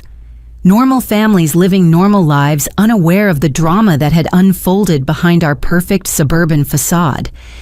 The Chen family's moving truck was already there, Mr. Chen directing movers while the children played on the lawn. Our mother's prized rose bushes would bloom for strangers now. Our father's meticulously maintained garage would hold another family's tools. "Look," Madison pointed, "they're putting up a swing set." Where our father had installed security cameras to monitor our coming and going, they were creating a playground. It felt like poetic justice. I hated this house, I admitted. Even before knowing about the crimes, it always felt like a performance space, not a home. "Because it was," James said. "We were props in their show, the successful children proving what good parents they were while they robbed us blind." "Not anymore," Madison said firmly. "Now we're the authors of our own stories." As we drove away, I caught a glimpse in the rearview mirror of Mrs. Chen hanging a welcome sign on the door. Welcome. Something we'd never truly been in that house despite living there for years. My phone buzzed, a text from Eleanor. "Your grandmother would be so proud. You turned pain into purpose, loss into liberation. The money from the house, she'd call it interest on the love she invested in you three." I shared it with my siblings, and we sat in comfortable silence as James drove us back to the city. 3 orphans of living parents, richer not just in money, but in truth. That evening, we met at a restaurant to celebrate. Not the fancy kind our parents would have chosen to impress, but a comfortable place where we could talk freely. Claire had flown in again, and Madison brought her new boyfriend, someone she'd met in therapy, who understood complicated family dynamics. "To freedom," James toasted, raising his glass. "To justice," Madison added. "To family," I concluded, "the kind we choose." We clinked glasses, the sound ringing clear and true. No lies lurking beneath the celebration, no hidden agendas or mental ledgers. Just 3 siblings who'd survived the worst betrayal and emerged stronger. "So what's next?" Claire asked. "The criminal trial's done. The house is sold. The foundation is growing. What do you 3 do now?" "Heal," Madison said simply. "Actually properly heal. I've spent 6 months in therapy just unpacking the gaslighting. There's years more work ahead." "Build," James added. "My relationship with my kids, with you 2, with trust itself. Mom and Dad broke so much more than laws." "Learn," I said. "How to have relationships without transaction logs, how to trust without triple verification, how to love without ledgers." "And the foundation," Claire prompted. "Becomes our legacy," I said. Every family we help escape financial abuse rewrites our parents' story. They wanted to be remembered as successful people who raised successful children. Instead, they'll be remembered as cautionary tales, whose victims became victors. The waiter brought our meals. Nothing fancy, just good food honestly paid for. No theft seasoning the pasta, no fraud financing the wine. Every bite tasted like freedom. "I've been thinking," Madison said between bites, "about forgiveness. Everyone keeps asking if we'll ever forgive them." And James prompted, "I don't think forgiveness is the goal. Peace is. And I can find peace without absolving them. They made choices every single day to hurt us. Thousands of choices over decades. That's not a mistake requiring forgiveness. That's a pattern requiring boundaries." "Permanent boundaries," I agreed, "enforced by federal prison, thankfully." "You know what I realized?" James added. "I spent so much energy hating them, but hate is just another chain connecting us. I'm aiming for indifference. They become strangers who happen to share DNA. Strangers we're protected from by restraining orders," Madison added with dark humor. As we finished dinner, my phone showed an email from a family in Texas. Their elderly mother had been swindled by her son, and they'd found our foundation online. Could we help? Always, I typed back. The Richardson Foundation exists to help families recognize and escape financial abuse. Let's schedule a consultation. Another one, Madison asked, reading over my shoulder. The 41st inquiry this week. Patricia thinks we've only scratched the surface. Family financial abuse is underreported because people feel ashamed. Our visibility is changing that. From victims to advocates, James mused. Mom always said we'd make her proud someday, just not how she imagined. We laughed at the irony. Linda Richardson had dreamed of successful children she could brag about and exploit. Instead, she'd created successful children whose success came from exposing her crimes. As we prepared to part ways, James back to Seattle, Madison to her new apartment, me to my life no longer defined by theft, we stood in the restaurant parking lot, reluctant to separate. Same time next month, Madison suggested. Richardson sibling dinner, no drama, just checking in. Wouldn't miss it, James and I said together. We hugged goodbye, real embraces, free of manipulation or agenda. Just love between siblings who'd found their way back to each other through the ruins of parental betrayal. Driving home, I passed through our old neighborhood one last time. The Chen house, I couldn't think of it as ours anymore, glowed with warm light. Children's shadows played against curtains. Normal family life happening in rooms that had hosted so much deception. The sale money sat heavy in my bank account, not stolen this time, but earned through surviving, through speaking truth, through refusing to let criminals who happened to be parents continue their theft unchallenged. Tomorrow I'd put an offer on a small house across town, nothing fancy but mine, purchased with clean money and clear conscience. Tonight I'd sleep peacefully knowing the house of lies had been sold to people who'd fill it with truth. The Richardsons who'd built that house on a foundation of fraud were in federal prison, and that made all the difference. 3 months after the house sale, I sat in my new home office, a small but sunny room in the modest house I'd bought with clean money. The computer screen showed another email from the federal prison forwarded by Patricia Chen as required by the restraining order. This one was different from the usual manipulative pleas or angry accusations. Betty. My mother had written, I need you to know the truth. I almost deleted it, but something made me continue reading. Dr. Harrison, the prison psychiatrist, has diagnosed me with narcissistic personality disorder and antisocial personality disorder. Your father has the same diagnoses. We're in mandatory therapy, and I'm beginning to understand what we did to you. Not excusing it. Dr. Harrison says that's the first step, stopping the excuses. But I wanted you to know we're finally facing the truth about ourselves. I'm sorry, not the sorry that comes with but attached. Just sorry. Linda. I stared at the screen, emotions churning. After months of denial and manipulation, was this real acknowledgement, or just another manipulation tactic refined by therapy vocabulary? My phone rang. James. Did you get it too? He asked without preamble. The diagnosis email, yeah. What do you think? I think I need to call Dr. Harrison. Patricia had included the psychiatrist's contact information, noting he was authorized to discuss general treatment approaches, though not specific patient details. Dr. Harrison returned my call within an hour. His voice was professional, but warm. Ms. Richardson, I understand you have questions about your parents' treatment. Are they actually capable of change? I asked bluntly. Or is this just sophisticated manipulation? He paused carefully. Without violating confidentiality, I can say that individuals with these diagnoses can develop insight into their behaviors. Whether they can fundamentally change their personality patterns is complex. What matters more might be whether you need them to change for your own healing. I realized as I said it. I need to understand for the foundation. We help other families recognize these patterns. Then I can share that your parents' patterns are textbook.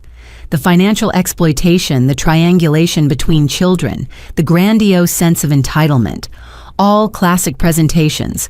Your family story has actually become a teaching case here, with identifying details removed, of course. After we hung up, I called an emergency sibling meeting. Madison and James appeared on video, both looking troubled.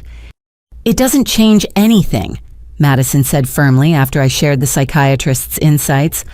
"Understanding why they're monsters doesn't make them less monstrous." "But it might help our foundation work," James pointed out. "If we can help families recognize these personality patterns earlier." I pulled up our foundation website where inquiries had surpassed 300. "We need professional guidance. What if we hire a forensic psychologist as a consultant? Someone who can help us understand the intersection of personality disorders and financial abuse." "Yes," Madison agreed immediately. "Education, not just emergency response." That decision led to Dr. Sarah Kim joining our team 2 weeks later. Her first presentation to our support group was revelatory. Financial abuse in families often follows predictable patterns based on the abuser's personality structure, she explained to the 20 attendees. Understanding these patterns isn't about excusing behavior. It's about recognizing red flags and protecting yourself. Margaret Williston, who'd become a regular attendee despite recovering her mother's money, raised her hand. "My mother's caregiver seems so normal, so caring. How did we miss it?" "Because people with these disorders can be incredibly charming when it serves their purposes," Dr. Kim explained. "They study their victims, learn what you need to hear, and mirror it back perfectly, until they have what they want." A young man named David shared next.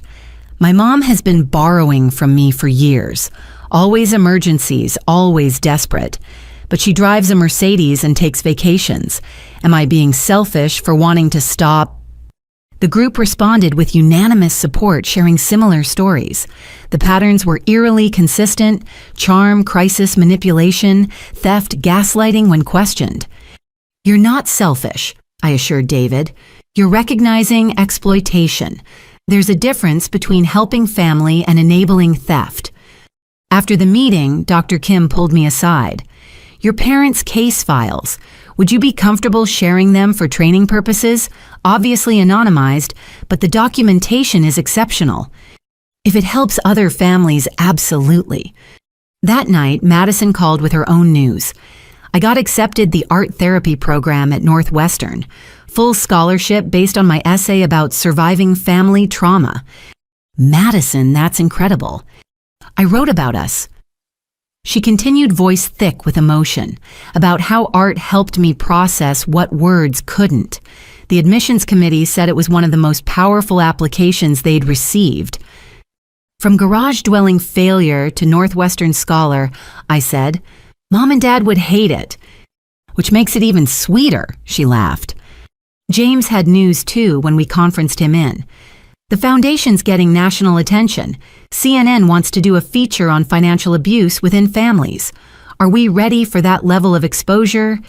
I thought about the 300 families who'd already reached out, the support groups spreading to other cities, the victim who'd thanked us for giving her courage to file charges against her son.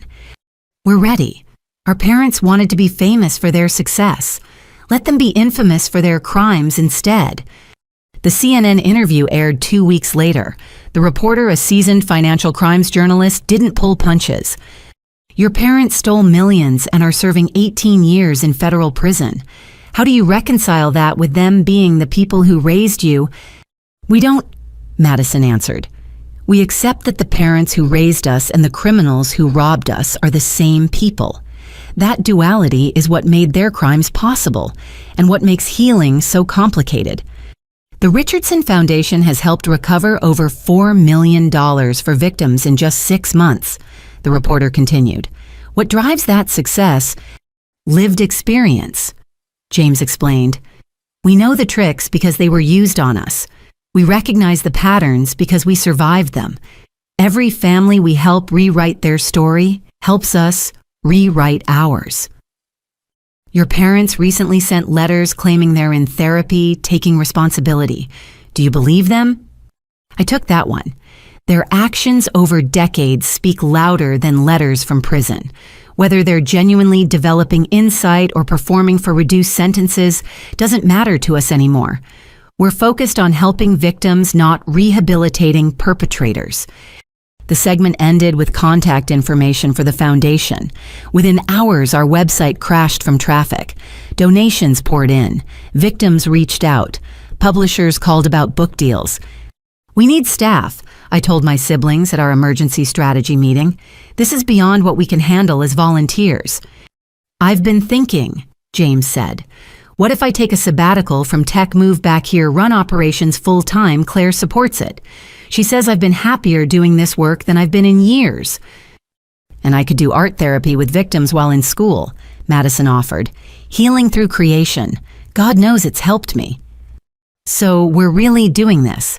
I asked. "Making the foundation our careers, turning our trauma into purpose."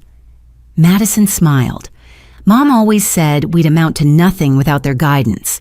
Let's prove her wrong by amounting to everything because of their crimes."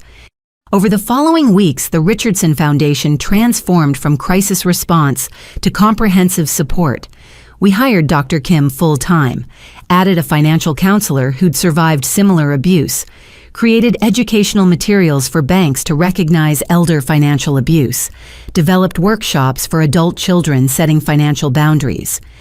The letters from prison continued, forwarded dutifully by Patricia, sometimes angry, accusing us of abandoning family, sometimes pleading health scares, real or imagined, sometimes seemingly genuine accountability followed immediately by manipulation.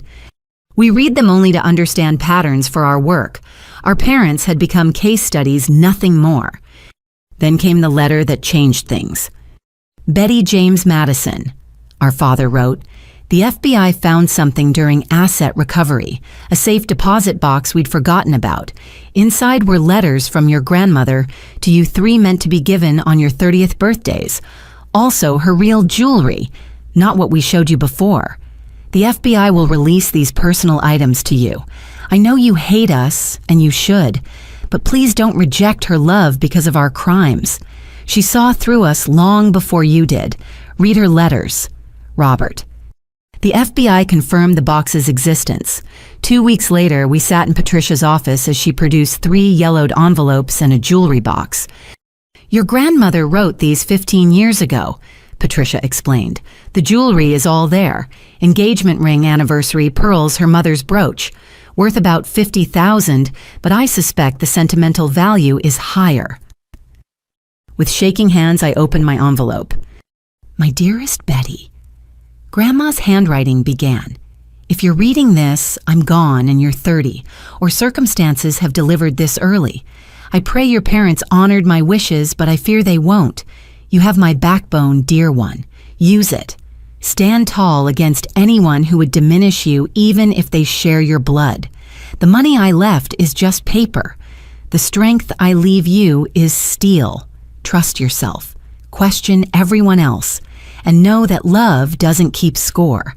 If someone's counting what you owe them, they're not loving you. All my love, Grandma." Through tears, I looked at my siblings. Madison was sobbing over her letter. James held his like a lifeline. "She knew," Madison whispered. "She tried to warn us." "And protect us," James added, "even from beyond." The jewelry box held treasures our parents had hidden while claiming them lost. I lifted out the pearl necklace, remembering Grandma wearing it to church every Sunday. "These should be displayed at the foundation," Madison suggested. "Reminders that love doesn't steal, it protects." Her final gift, I agreed. Truth even they couldn't destroy? We created a memorial wall at the foundation office displaying Grandma's photo and a plaque in memory of Ethel Richardson, who saw the truth and tried to protect her grandchildren. Her legacy lives in every family we help find freedom. The reckoning continued beyond our family. The elderly victims formed their own support group. Several faced similar revelations. The charming helpers who'd robbed them had personality disorders that made empathy impossible. Understanding didn't erase violation, but it helped explain how they'd been fooled. 6 months into our parents' sentences, we received notice of a prison disciplinary hearing. They'd been caught trying to run a commissary lending scheme, charging fellow inmates interest on small loans. Even in prison, they can't stop exploiting people, James marveled. It's actually impressive in its consistency. Leopards and spots, Madison said. At least they're only harming other criminals now. But the real reckoning came when David, the young man from our first support group, called with an update. He'd set boundaries with his mother, stopped the financial bleeding, and started therapy. She raged at first, he reported. Said I'd regret abandoning family. But you know what? I don't regret it. I regret waiting so long. Thank you for showing me it was okay to protect myself. Stories like David's multiplied, families recognizing abuse, victims finding strength, patterns breaking before another generation suffered. One evening, as I prepared for another support group, Eleanor called. I visited their graves today, she said, meaning my grandparents. Told them what you three have accomplished, how you turned poison into medicine for others. Ethel would be so proud, dear. So would Harold. You've given their deaths meaning by helping others live free. That night's support group was our largest yet. 30 people in various stages of recognition and recovery. As I opened the meeting, I looked at the faces gathered. Each represented a family touched by financial abuse, each a story of trust, betrayed, and hopefully rebuilt. Welcome to the Richardson Foundation Support Group, I began. We're here because family isn't always safe, love isn't always pure, and sometimes the people who should protect us become predators instead. But we're also here because victims can become victors, wounds can become wisdom, and the families we build can be stronger than the ones we're born into. My name is Betty, and my parents stole $47,000 from me while telling me they loved me. But that's not where my story ends. It's where my real story begins. One by one, others shared. The reckoning continued, not just for our parents serving their sentences, but for every family finding courage to speak truth about financial abuse. The Foundation's mission statement, written in consultation with all 3 siblings, hung on the wall, transforming family financial abuse from shameful secret to recognized crime. Because love doesn't steal, and theft isn't love no matter what DNA says. Our parents had taught us everything about money except how to protect it from them. Now we taught others what they'd refused to, that boundaries weren't betrayal, that questioning wasn't disrespect, and that family who truly loved you wanted you to thrive, not just survive as their financial host. The reckoning was ongoing. Every family helped, every pattern recognized, every victim empowered, rewrote our parents' legacy. They'd wanted to be remembered as successful parents who raised successful children. Instead, they'd be remembered as cautionary tales whose greatest accomplishment was creating the children strong enough to stop them. And we were okay with that. More than okay. We were free. 1 year later, I stood before a packed auditorium at the National Conference on Financial Crimes. The PowerPoint behind me showed a simple statistic. The Richardson Foundation 1247 families helped 18.6 million recovered, zero regrets. Today marks exactly 1 year since my siblings and I discovered our parents had stolen our identities, inheritance, and trust. I began.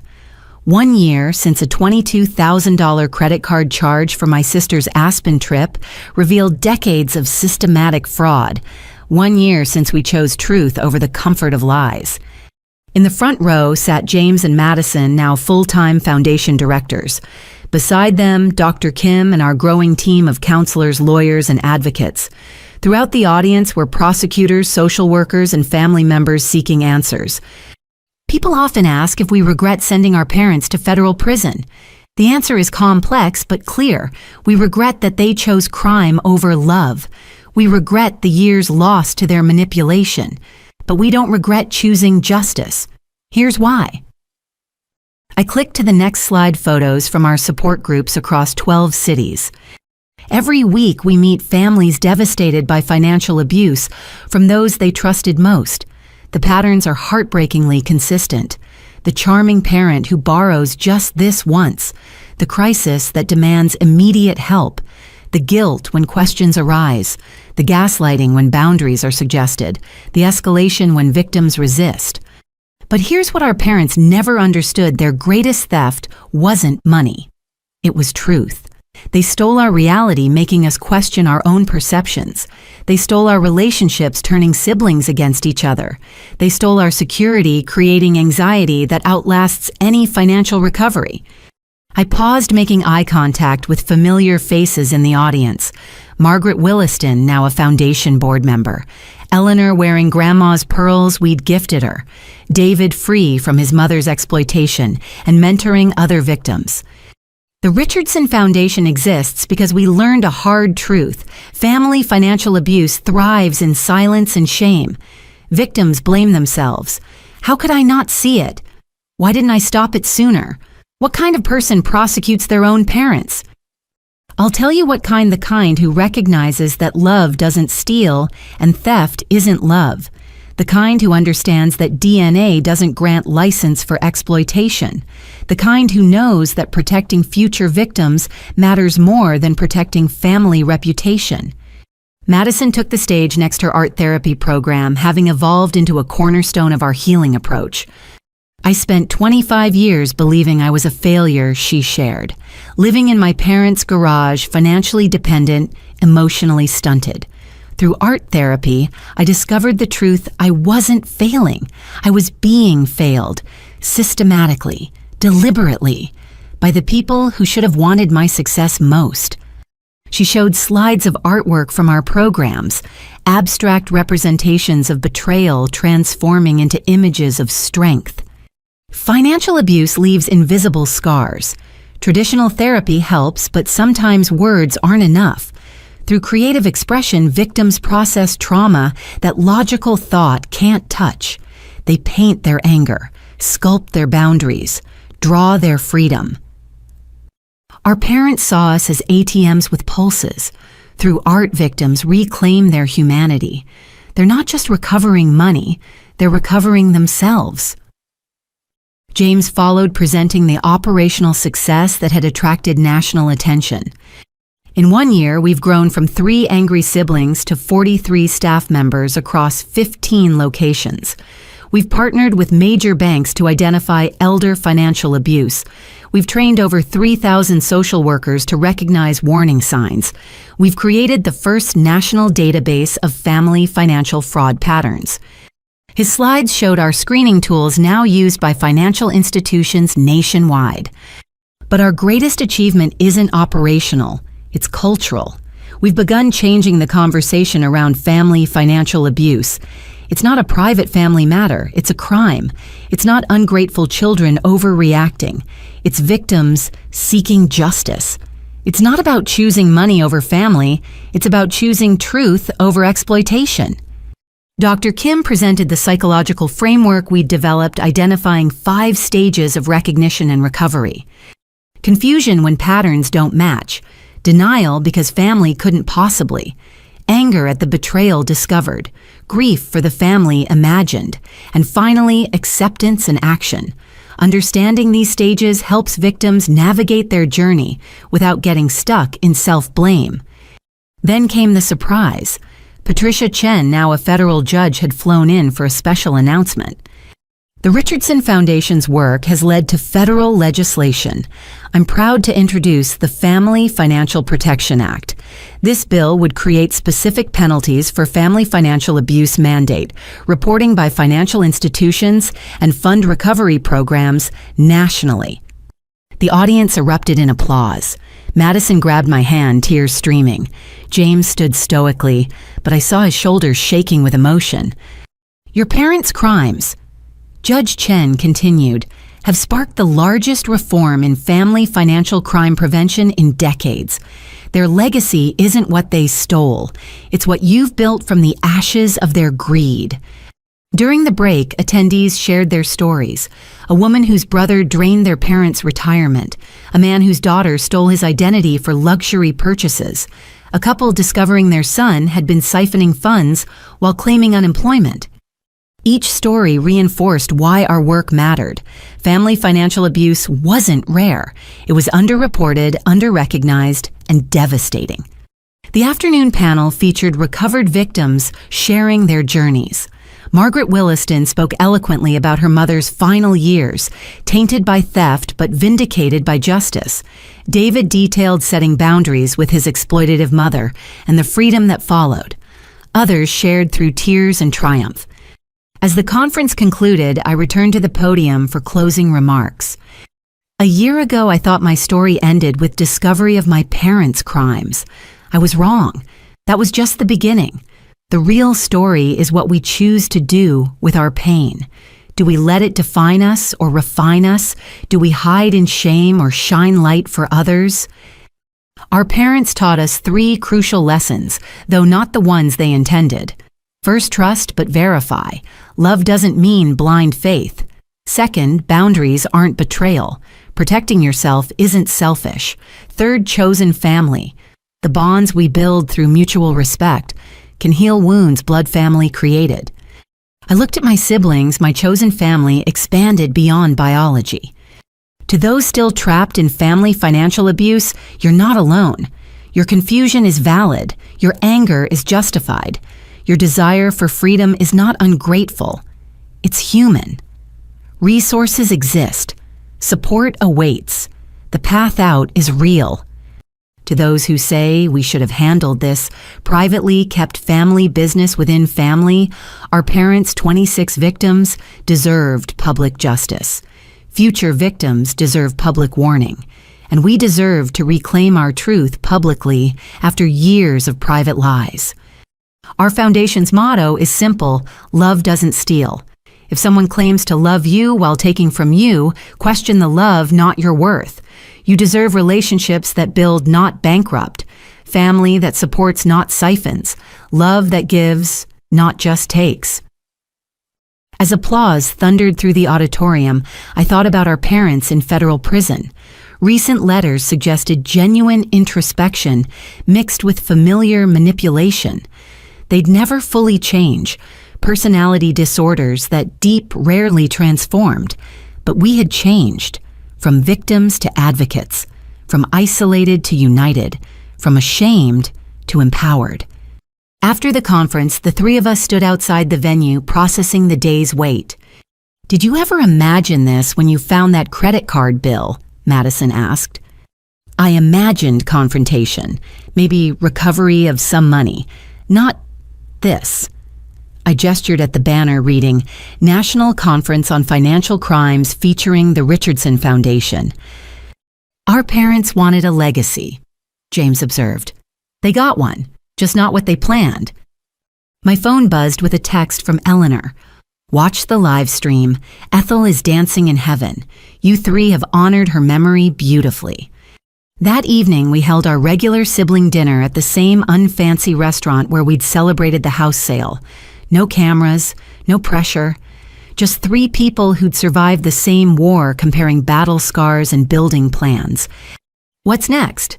Madison asked over dessert. "Federal legislation, national recognition, international inquiries. Where do we go from here?" "Forward," James said simply. "One family at a time, one truth at a time.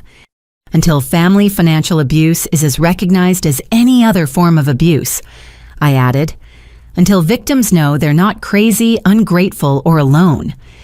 We raised our glasses in our traditional toast to freedom, to justice, to family we choose. Later, alone in my study, I opened my laptop to write our weekly foundation newsletter. The cursor blinked, waiting for wisdom I wasn't sure I possessed. Then I remembered why we started this. Not for recognition or revenge, but for the email that arrived daily. The "thank you for giving me permission to protect myself" messages. The "I thought I was alone until I found your story" revelations. The "my children won't suffer what I did because of your work" promises. I began typing. Dear Richardson Foundation family, today marks 1 year since our journey began. A year of pain transformed into purpose, of isolation becoming community, of victims discovering their voices. To those who found freedom, celebrate your courage.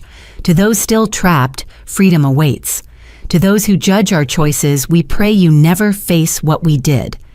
Our parents' crime was theft. Our response is gift. The gift of truth, resources, and hope to families navigating financial abuse. Every dollar recovered, every pattern recognized, every boundary set proves the same eternal truth: love doesn't steal. Thank you for joining us in rewriting this narrative.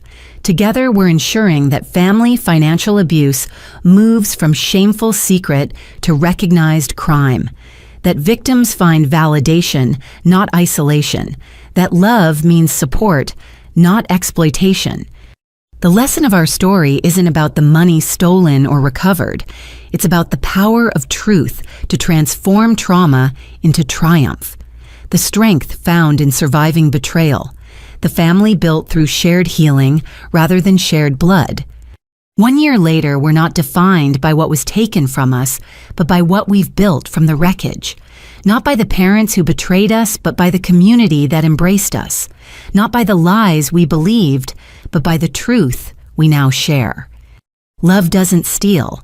Theft isn't love.